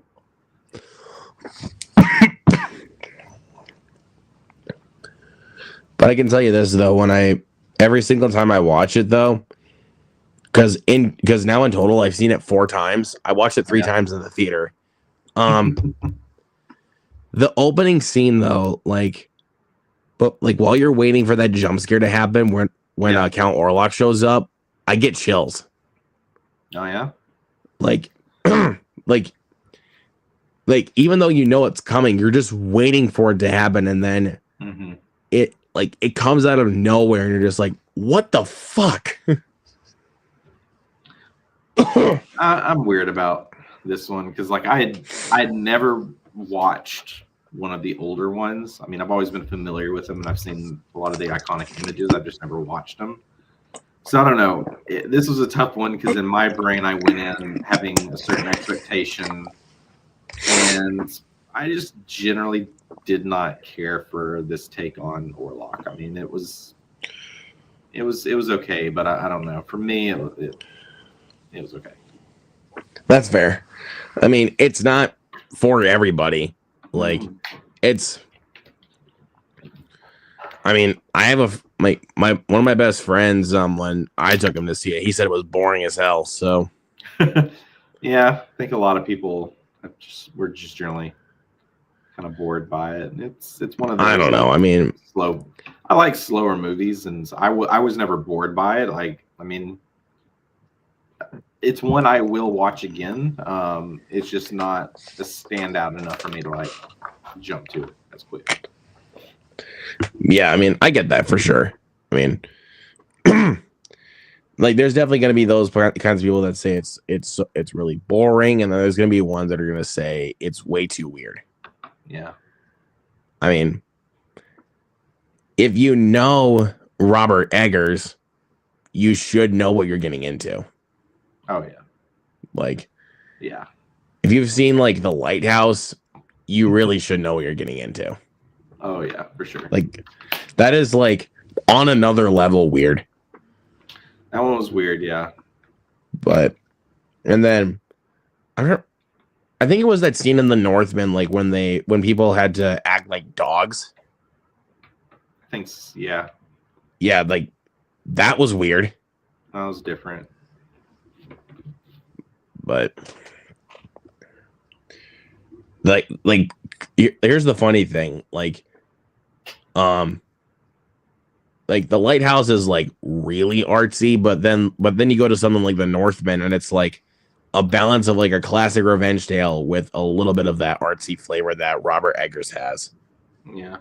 But with Nosferatu, full artsy with Robert Eggers style. But I love Robert Eggers, so I'm not really going to complain. I'm a general fan, so I'm looking forward to his. I think his next one's a werewolf movie. So. Yep. Now that I cannot wait for. Did you see the stills that we got of Matt Damon for Christopher Nolan's new film, The Odyssey? Yeah, I saw that earlier today.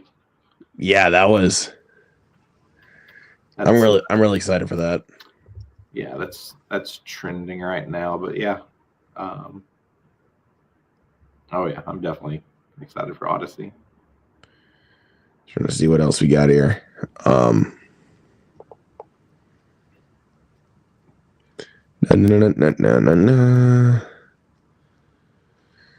Okay, so one of my friends sent this in my Instagram group chat earlier today. Mm-hmm. It says Netflix exec says Oppenheimer would have same cultural impact airing on Netflix. Bullshit. Yeah, I saw that as well. Sorry. I don't quite understand the thought process around that of like what was the relevance of like having that thought, or like what they were trying to gain from it. Yeah, because Oppenheimer would not have the same impact if it just went straight to streaming. Like that movie just hits different on the big screen. It's like that movie. I watched it local theater. I watched it on the IMAX, and I've watched it at home. But I mean, the IMAX. Oh my goodness, it's incredible. It's amazing on the big screen. Yeah. And that's a long movie too, but like that, I mean, the energy that brings, I'm just glued to the screen the whole time. I'm just like, that's something I'm just like, I want more. Like, don't end. Yeah, I mean, especially that scene like when they actually defuse the atomic bomb. Mm-hmm. Like, I actually covered my ears because I thought it was going to be a really loud explosion. Yeah, right. Yeah. And then it's so quiet for like a minute, and I'm like. Mm-hmm. Did Christopher Nolan just throw me for a loop? Because I fucking love this. Yeah. I remember that. Yeah. Those moments, you just don't know what's about to happen. And that was why I covered my ears, because I'm like, I don't know where this is going. It's going to be loud. And then it's so quiet. And I'm like, did the sound system go out or something? You got to wait for it to break the sound barrier. Yep. Yeah. Like, I'll never forget that.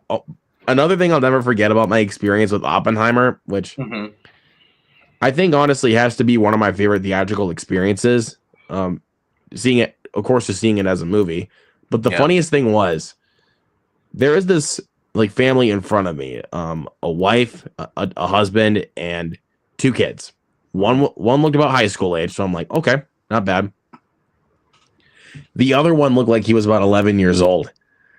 So anytime there is a sex scene in the movie, and then a couple of times like when it would show Florence Pugh naked, the mom just did this to the 11-year-old. Yeah. And I'm like, good mom. Like every time I saw that I cracked up. Because it's like, well then why'd you fucking bring your kid to this? Yeah. I don't know. So, if I've had an experience like, especially like R-rated movies or anything like. I don't know. There's been maybe a couple where I'm like, I've seen like some kids that I'm like, they're probably a little too young. But if I saw some like younger kids at like Better Man, I'd be like, you kids are way too young for this. Because I mean, there's definitely some flashes of nudity, but also there is a lot of drug abuse, and I don't think kids would be pleasant to watch that. Yeah. So, and there is a lot, and when I say a lot, I mean a lot of cursing. Yeah. There was quite a bit of cursing in there. So it's like, yeah, why would kids want to watch that? Because they're just going to be impressionable off of Robbie Williams. Yeah. Well, like we were actually brought that up during. So we're on the podcast that I do. We're talking through the Friendly Neighborhood Spider-Man. Yeah. But even in these recent episodes, like there's some blood and there's a curse word here and there, and it's just like, okay, who's the audience they're really going for here? Because some of these Disney Plus stuff, you see like they're trying to bring in new audiences or try to make it for younger kids, but then there's moments where I'm just like, are they though? Yeah, but then you look at films like I said, with like Better Man or like Terrifier 3, and they know their audience. Yeah. So or what's another one that knows its audience? Trying to think. Sonic 3, that one knows its audience, or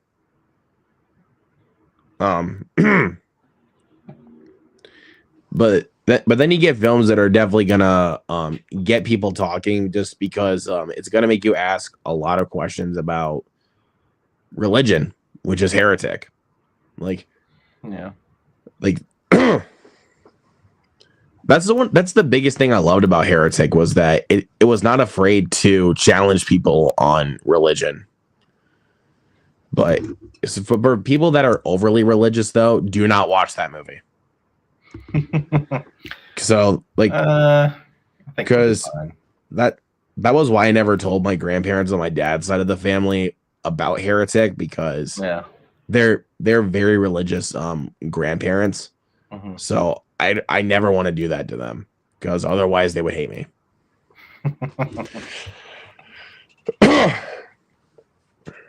So that's why I never told them about it, because I mean, but it doesn't, but the thing I loved about it is that it does it in a way where it's not attacking religious people. Like, Yeah. it's trying to make people think, like, it's like trying to rethink a little bit about religion. Right. So, let's see. Sorry if I keep coughing a lot, though. I got a pretty scratchy throat. So this weather, man, this weather change. So right now we're going through like a lot of like, COVID shit at work. Yeah. I had to take a test this morning. I thought it was going to test positive for sure, dude, but no, I'm good. Despite my scratchy throat, I am good.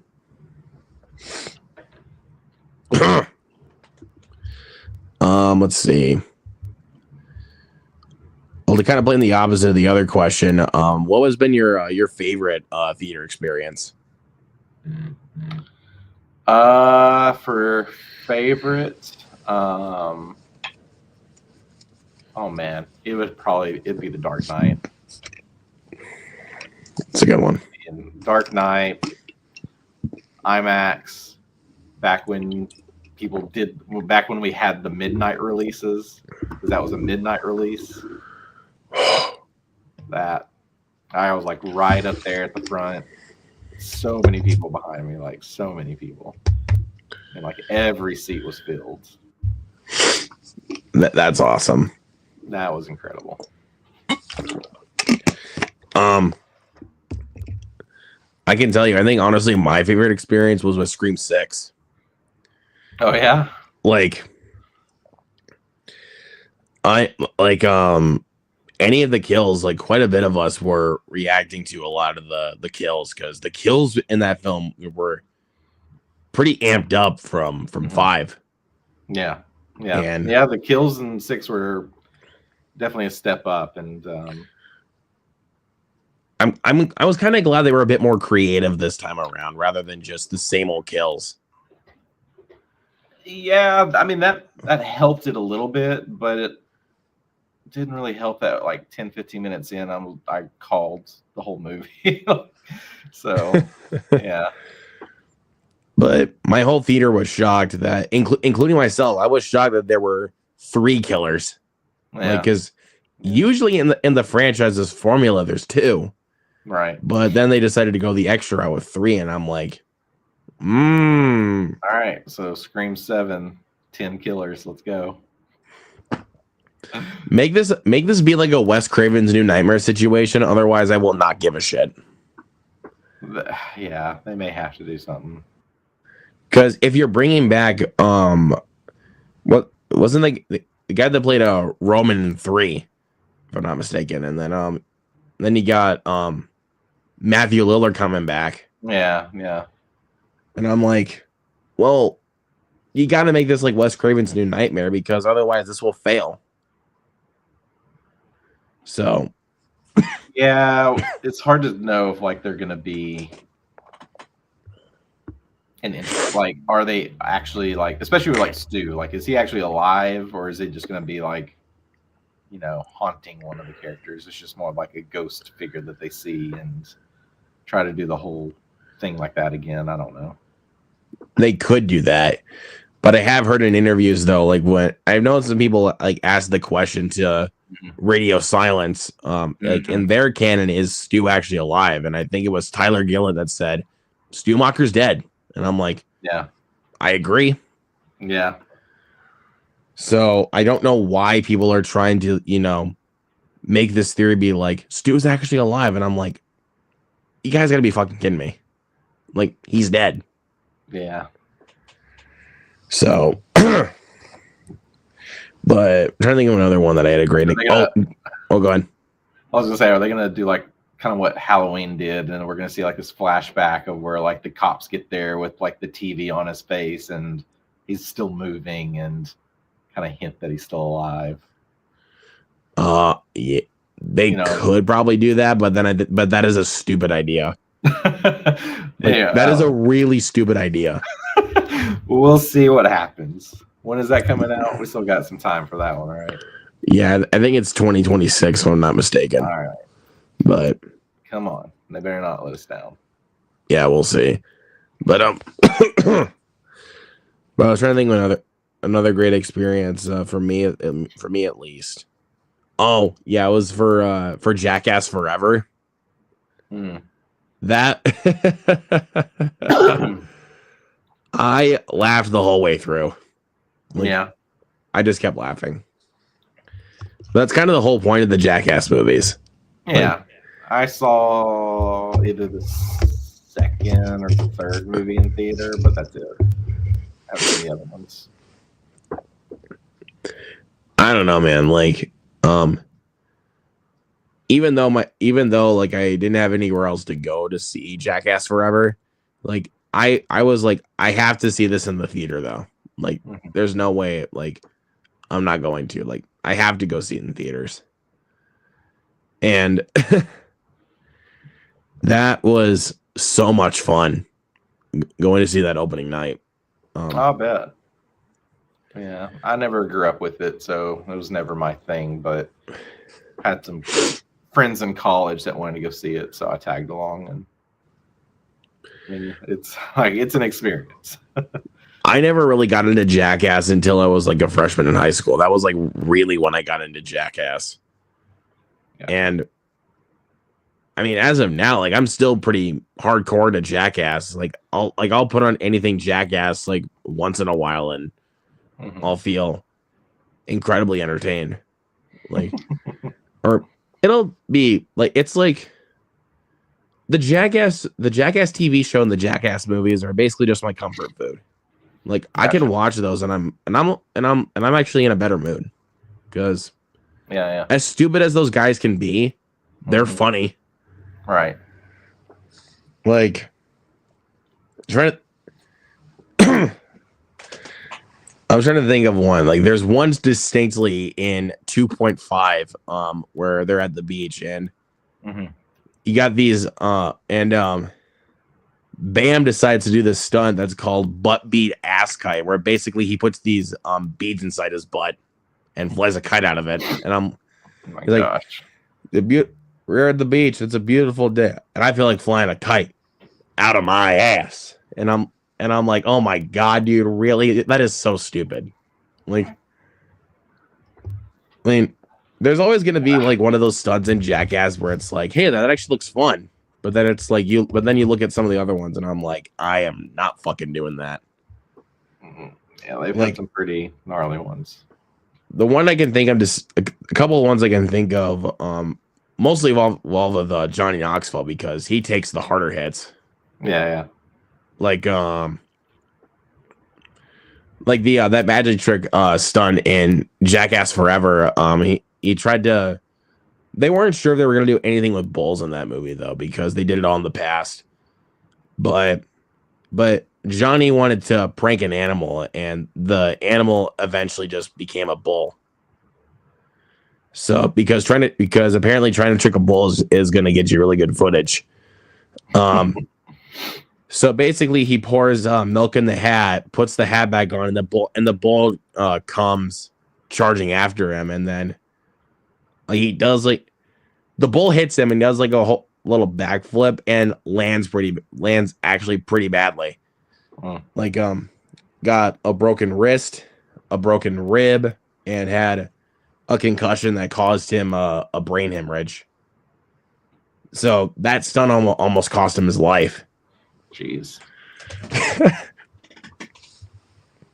You wouldn't believe me until I tell you how many concussions Johnny Knoxville has had in his life.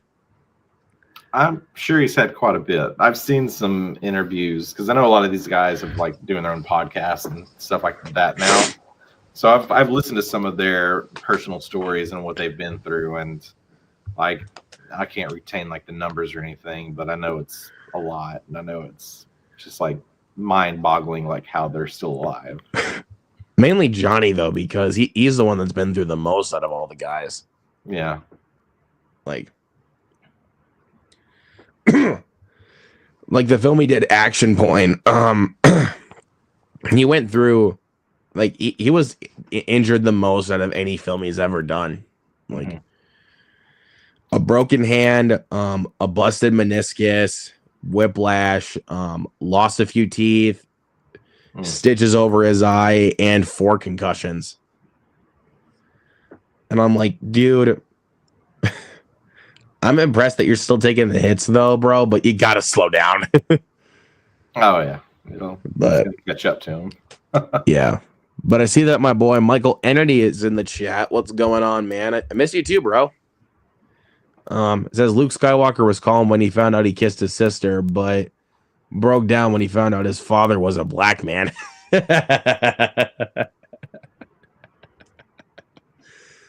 This guy.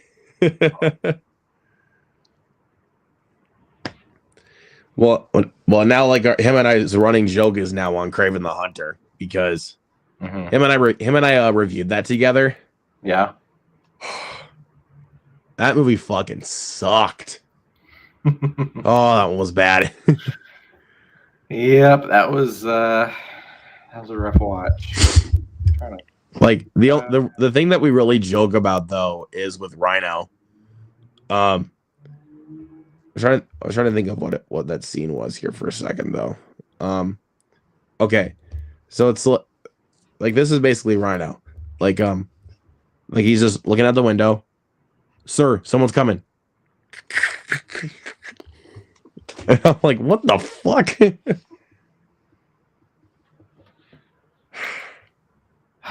Yeah. Kraven the Hunter was horrible.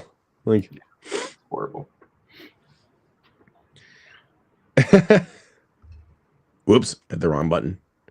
Rhino always wants to become partners with people. That was so true. Like what was with that? Like, and then there was literally no point to it, because every single time they just kept getting killed off one by one. Yeah. So there was literally no point for the partners.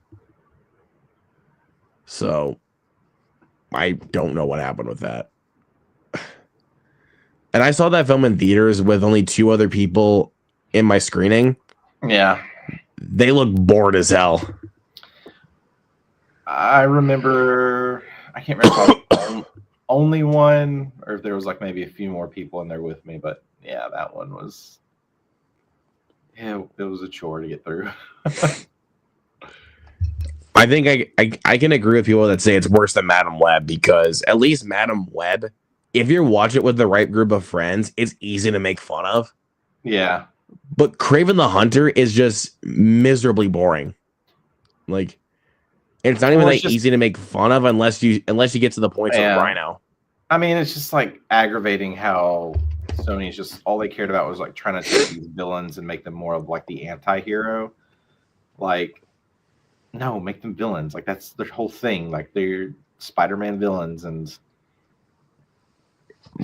what's the number one thing you want to see them do in their own solo films? Fight Spider-Man. Yeah, exactly. Yeah. So yeah, it's like, I don't know, are you watching Friendly Neighborhood Spider-Man right now? No. Oh man, they have taken one of like the villains that doesn't get too much attention and have turned him into a really cool villain. And you see, that's what these really movies should do. It. Yeah. Oh yeah. Like, because with Kraven the Hunter, it's like, this guy is a fucking hunter. There's no way you can make this guy a good guy. Like, no.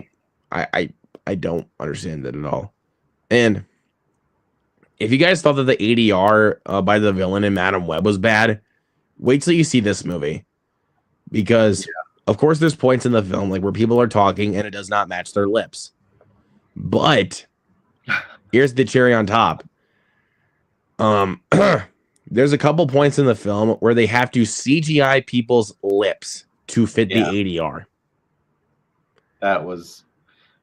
There's just one scene that stands out to me still that I can remember. It's when they're in his like greenhouse or whatever, and then the girl sits at the bench, and it's like nothing on her body is moving at all, but the way her lips are moving just looks so horrible. That I think that was the point, like where they were actually CGIing a person's lips to fit ADR. Yeah, they 100% CGI'd the lips, like so bad. Like, I mean, I can make fun of the ADR in Madam Web because that's a lot funnier, but with this ADR though, like where they had to CGI somebody's lips, I'm like, this is just inexcusable. Yeah. Oh yeah. And it was beautiful. Like, I mean, one cool thing I can say about Kraven the Hunter is at least it's rated R. But the problem is, Sony, you learned that lesson 6 years too late. Mm-hmm. So making it rated R did not make it any better. It honestly made it worse than most of them. Like, and this is coming from somebody who actually liked the Venom movies. Like, I liked all 3 of them. Yeah. But I hated Morbius. Madam Web, like I said, if you just watch it with the right group of friends, it's a lot of fun. And Kraven the Hunter is just miserable. We're done though. It's just waiting to see what they do with Spider-Man 4 and go from there. Yeah, because Sony really thought that they could bring home Spider-Man like after like all those films. You can't now without, especially with how Kraven the Hunter turned out. And that was a huge box office bomb. Those characters will just be thrown away at this point. Like, those lose the money. Yeah, so you got nothing now. So, fuck. There was a reason why Kraven the Hunter was in my top 10 worst movies of last year. Yep. That wasn't even the worst movie I saw last year. I mean, I think you and I actually have the same number 1 worst, which was I think it was Afraid. Yeah. Yeah, Afraid was way worse. Yeah, that was so bad. I can tell you this though. I mean, Blumhouse is not off to a bad start this year with Wolfman. Like, they're not off to a bad start at all. It's just what they did last year, besides Speak No Evil, was pretty much just was a dud. Yeah. Like, yeah, I've only seen 16 movies that I've logged for 25 so far, but Wolfman's like right in the middle. Wolfman's actually in my top, in the top for me. I mean, I actually loved Wolfman. People have their things to say about it, which is fine, but I mean, it's very divisive. That's really all I can say. It's a divisive movie. Yeah. But I mean, I can sure agree at points that the characters can make stupid decisions, but it wasn't like The Strangers Chapter 1 where it's like, I don't care. You can go ahead and die. Like, right. I actually still wanted our characters to live. Mm-hmm. So, and I didn't, and it wasn't to the point where like I wanted to go up to her and be like, hello. Yeah. But yeah. I mean, Blumhouse is gonna Blumhouse, I'll just tell you that. Because yeah, that's what they do. They make a really cheap horror movie and it makes them a shit ton of money. Yeah. Because I was trying to think. I mean, I think I think 2023 was a pretty good year for them because I know they had Megan and I know they had Five Nights at Freddy's that I thought were really good, but Exorcist Believer, that one can suck my ass. Yeah. Let me take a look really quick for what they did in 2023 from what I can remember.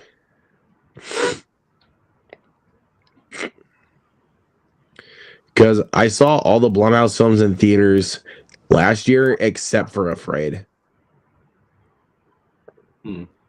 So, let's see. Just trying to remember what Blumhouse did last year. Yeah, I wish they let you filter better on their website. Oh, I forgot that Totally Killer was Blumhouse. Uh-huh. I always forget that one, but I mean, I love Totally Killer, but I always forget that it's Blumhouse because it doesn't even feel like a Blumhouse movie. All right. So 23. Megan. I liked Megan. Thought it was a fun watch for a January release. I actually like Sick on Peacock. That one was okay. I mean, I don't hate it, but it was okay. There's Something Wrong with the Children. I did watch that. That's one I'd probably want to watch again. I think I was working or something and probably got busy, so I didn't pay full attention to it. I didn't watch that one. Did not see Unseen. I did not watch Insidious: The Red Door. Oh God, that one. Woof. That one was terrible. Yeah. What I've heard. I did like The Passenger. Watched that one. That was good. Yeah, I didn't really like that one either. Totally Killer was okay. Poor David. So David Gordon Green, he's from Little Rock, Arkansas. Like I don't know. Exorcist Believer, I did not care for. That I hated every second of that movie. Yeah, wasn't the greatest. And I didn't care for Five Nights at Freddy's. Like it was okay, but not my favorite. Yeah.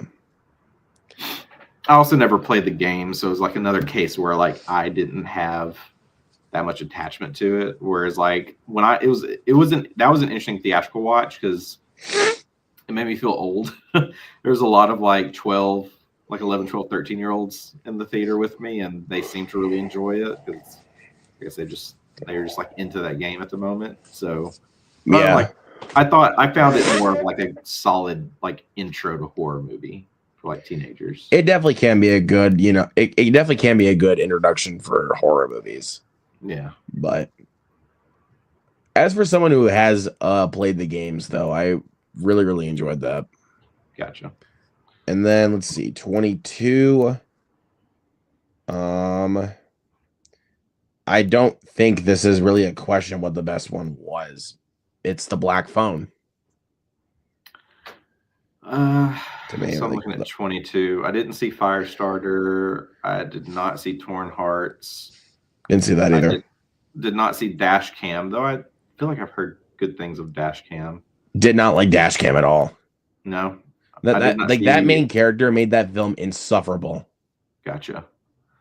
Did not see Unhuman. I did like The Black Phone. I did like Vengeance. Vengeance does not feel like a Blumhouse movie. I know it didn't. I was like kind of surprised to see it listed on here. They, them, in between on. Mr. Harrigan's Phone. I can't remember if I saw this one or not. I feel like I did. That's one I really, really enjoyed. The Visitor. I can't remember if I saw this one or not. Didn't see that. If I can't remember, then I probably didn't. And then we had Halloween Ends, Run, Sweetheart Run. I didn't see that one. Soft and Quiet. Didn't see that one. Nanny. I know this is on my watch list, but I haven't watched it yet. But I mean, 2022, I don't think was really like terrible for Blumhouse. I don't know. Besides, I feel like I didn't watch many of the 2022 releases. So. The only two I really did not like were Dash Cam and They Slash Them. That was really it. Gotcha. And the only one that, of course, that I absolutely loved was The Black Phone. Yeah. So, I mean, that is honestly, without question, the best Blumhouse movie that's even been released this entire decade. Like, at least to me. I mean, I don't know about some people, but there's some on my watch list that I've heard really good. Like the Vigil, I've heard that's really good. That's been on my watch list to check out. That's a 21 release. Let's see what's up there for 21 really quick. Oh,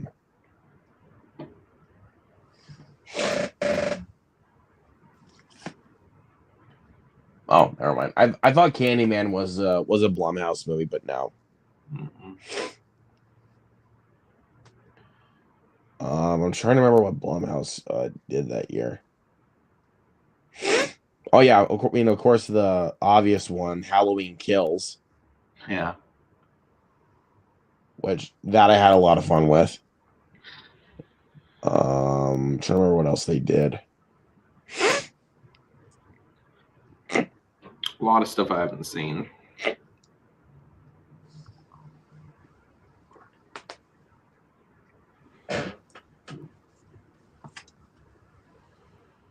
Nope.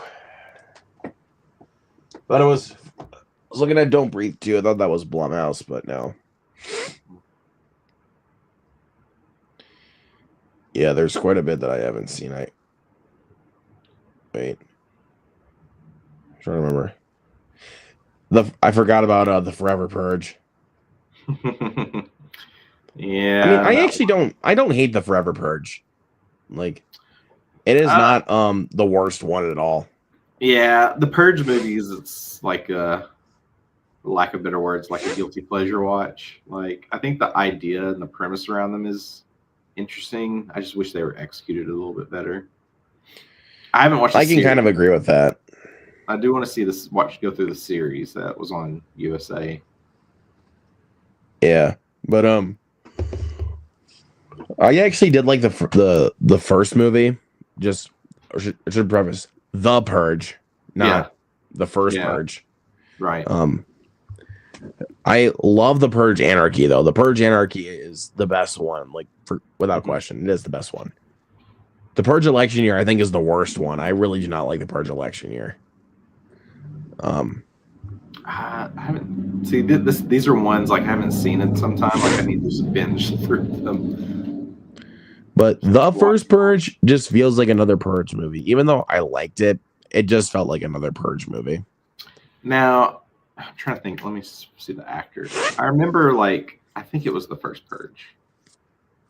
There was an actor, because was this one with, like, the gangs?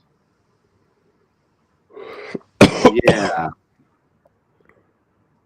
There was, I'd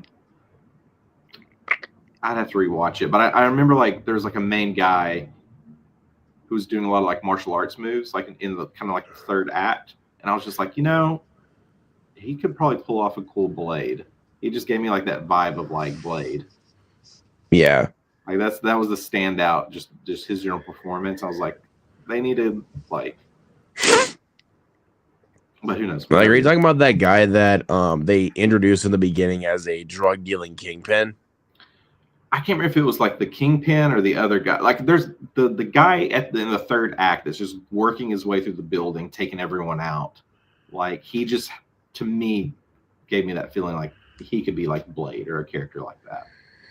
Yeah, it just felt weird when you watch it though, like, because they have this guy that they introduced that is a drug dealing kingpin, and as Cody Leach puts it, they try to make him like John McClane in the third act.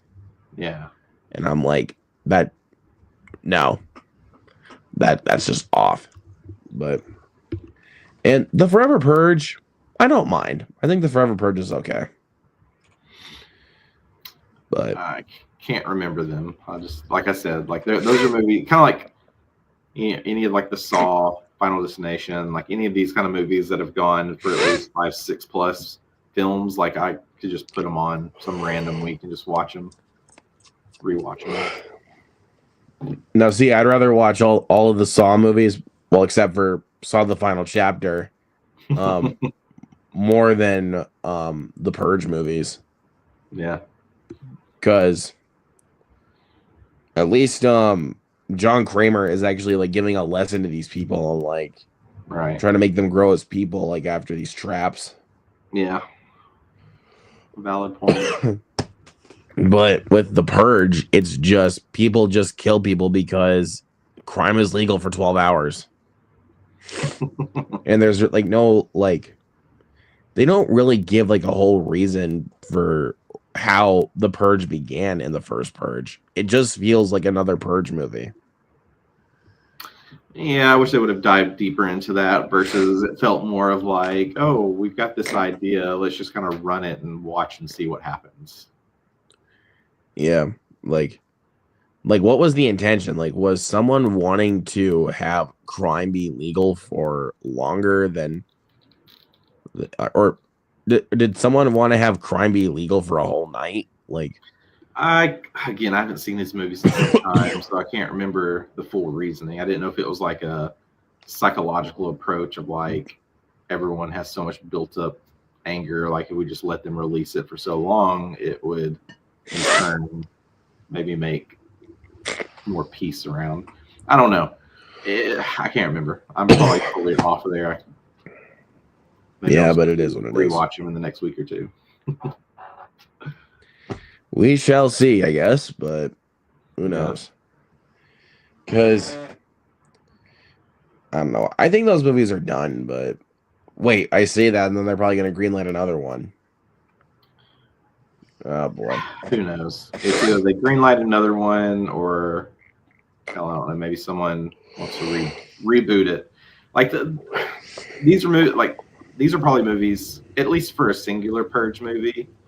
Like I wouldn't object if someone had or liked the concept enough and was a good enough writer to maybe polish it, do a reboot, but give it a little bit more depth to really make it all make sense. Yeah, because like I said, with most of them, people just kill because crime is legal for 12 hours. That's right. Really it. They don't give a whole reasoning for it. I mean, even in the first movie, like, well, yeah, like in the first Purge, it's like no one really wanted to do it, so they had to like kind of pay off people and enforce them. So I mean, it was really like, let's find these people in need, give them an incentive, and kickstart it. Yeah, same with the first movie though, like because the guy that hides in this family's house, these strangers just come up. It's basically the strangers, but morally if crime was actually legal. Right. So, because they say our target for this year's Purge is hiding in your home, and you have 1 hour to find him and get him to us, or we will kill all of you. And I'm like, okay, what's the reasoning? Like, why is he the target for this year's Purge? Yeah. They don't give a reason for that at all in the movie, and it's they don't pull like the final destination when they have like a future movie, but it's actually like the angle from someone else to explain the reasonings of like why this stuff happens. And it's like, yeah, that's what they should have did. They could have put out another Purge movie from that one guy's perspective to know like why he was running from them. Like, why was he picked? Why was he chosen? Rather than just focusing on a family that doesn't know what the hell's going on. Like, the guy knows exactly, because again, the guy that is running from them knows what's going on. I mean, obviously he's being hunted by those people, but again, they're not. It's just people that just want to kill because crime is legal. That's I don't know. Like you said, if they rebooted it though, just give it some more explanation, and maybe we will actually have another really good Purge movie. Because the only one I even really liked was Anarchy, because it was exactly what the first film should have been. Yeah. And sometimes I hate saying that about sequels. Like this is what the first film should have been. But I mean, that's sometimes it works. I mean, think of like the Winnie the Pooh Blood and Honey. Like the second one is exactly what the first one should have been, and they kind Yeah, of that's like true. own that. They kind of work that in to be like, you know what? Yeah, we screwed up, but like we'll get on track and We'll go ahead and fix it up. get everyone in line with our vision of where we're going. Let's see. I'm trying to think of another good example of that, like where it's like, yeah, this is what I was trying. Oh, Terrifier 2. Yeah, like Terrifier 2 is what the first one should have been. Yeah. But I mean, I'm not saying like in a sense where like I hate the first film, because I don't. I really like the first movie, but it's just the biggest problem is it feels plotless. Yeah, and I didn't watch All Hallows Eve until last year for the first time. Just to try to like watch them all and just have enough context. And I know there's a second All Hallows Eve, but I haven't seen that as well. But we may be feeling this way when they release Terrifier 4, because I mean, he said Terrifier 4 is finally going to give us the origin story. So it's like, and kind of finally give us why Art the Clown is the way he is. Exactly, yeah. So because we got some good backstory about Sienna's father in Terrifier 3. So we got some good backstory on that. Yeah, I think that's why I like 3. Just to build up these characters a little bit more. So it's like really, I guess, and especially if this will be the actual conclusion, which I'm fine with. Like, I would love to see him go like create another character and do something different, you know, not just lean on Art the Clown for the next like 30 years. I mean, I wouldn't mind that either, because I mean, I love Art the Clown, but I do agree with you though. Yeah, I think we've hit the point where we need that origin story, and maybe a conclusion, maybe not. I don't know, but just getting enough backstory of like, you know, what's the demon behind Art the Clown, and understand. And why does he kill people? Like, yeah, because. What's the end game? There's got to be an end game. I mean, like, what does a world look like if Art actually killed every single living thing on the planet? Then what would you do? What would be next? Yeah. I mean, he'd probably be crying because there's literally no other people to kill. Maybe. Because but it's also interesting too, because like, remember in the third one, he kind of goes in that hibernation mode. Yeah, that was like a whole 5-year thing, and then which was very fascinating. That, like, I found that quite fascinating, like, because that whole moment itself made me like, man, what is Art? Like, what is this? Like, how can it go in this hibernation mode? And like, what's the purpose of that? Like, what? Yeah, for sure. And then when that construction dude just comes in and tries to see if he's actually alive, yep, that woke him up out of his coma. Yeah. But isn't it always weird though? Like, sometimes, like when we watch these movies, it's like sometimes, quite a bit of the time, Art just kills the people that really do not deserve it. Yeah. Yeah. Like the construction guys, they did not deserve it. I mean, right. We had just met them by then, but they didn't deserve it. Yeah. I'm trying to think of another one that really did not deserve it.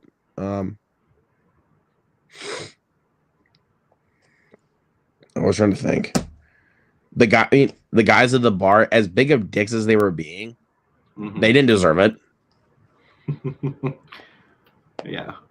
Because, I mean, we already knew that Art the Clown is a fucking vicious killer. I mean, and Art the Clown pissed on the Santa guy's lap. So I know. Yeah. So it's like, yeah, these guys didn't deserve it. I mean, especially the Santa guy though. Like he got it the worst though, dude. Like seriously, with all that liquid nitrogen. Oh no. Yeah. Oh. Yeah, like I feel like it just feels like the vibe of what this Scream 7 is gonna be. It's like the people like that deserve it that have escaped Ghostface for so many years. Yeah, might be that kind of scenario, but we'll see. Because I was trying to think of other people in the Terrifier movies that didn't deserve. I mean, oh, Allie in the second one, then the bedroom scene, she didn't deserve to die like that. Like, no. Trying to think of who else. Obviously, the uncle in Terrifier 3 didn't deserve it. Like, even though his death was off screen. Right. Like, but even when you see him like pinned up against the wall, though, I'm like, oh, what? Like, his stomach's cut open and his head is gone and he's fucking naked.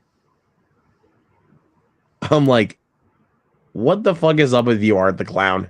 Do you like naked dudes? Like, don't know. Again, let's just wait for this next one so we'll get our answers. I guess we'll find out then. Yeah. But guys, I think that's actually going to be it for tonight's stream. So thank you, Mr. Irvin, for being here and being my next guest. It was a thanks for having me. Yep, it was a real pleasure having you here. Yeah. Let's get more people next time. Of course. So please go subscribe to this guy's channel. Also follow him on Twitter, Instagram, and Letterboxd. I'll leave a link to his channel down in the description box below. So yeah, appreciate it. I think you're nearing at 200 subscribers. Not yet. I've been trying to get to 150 for a while.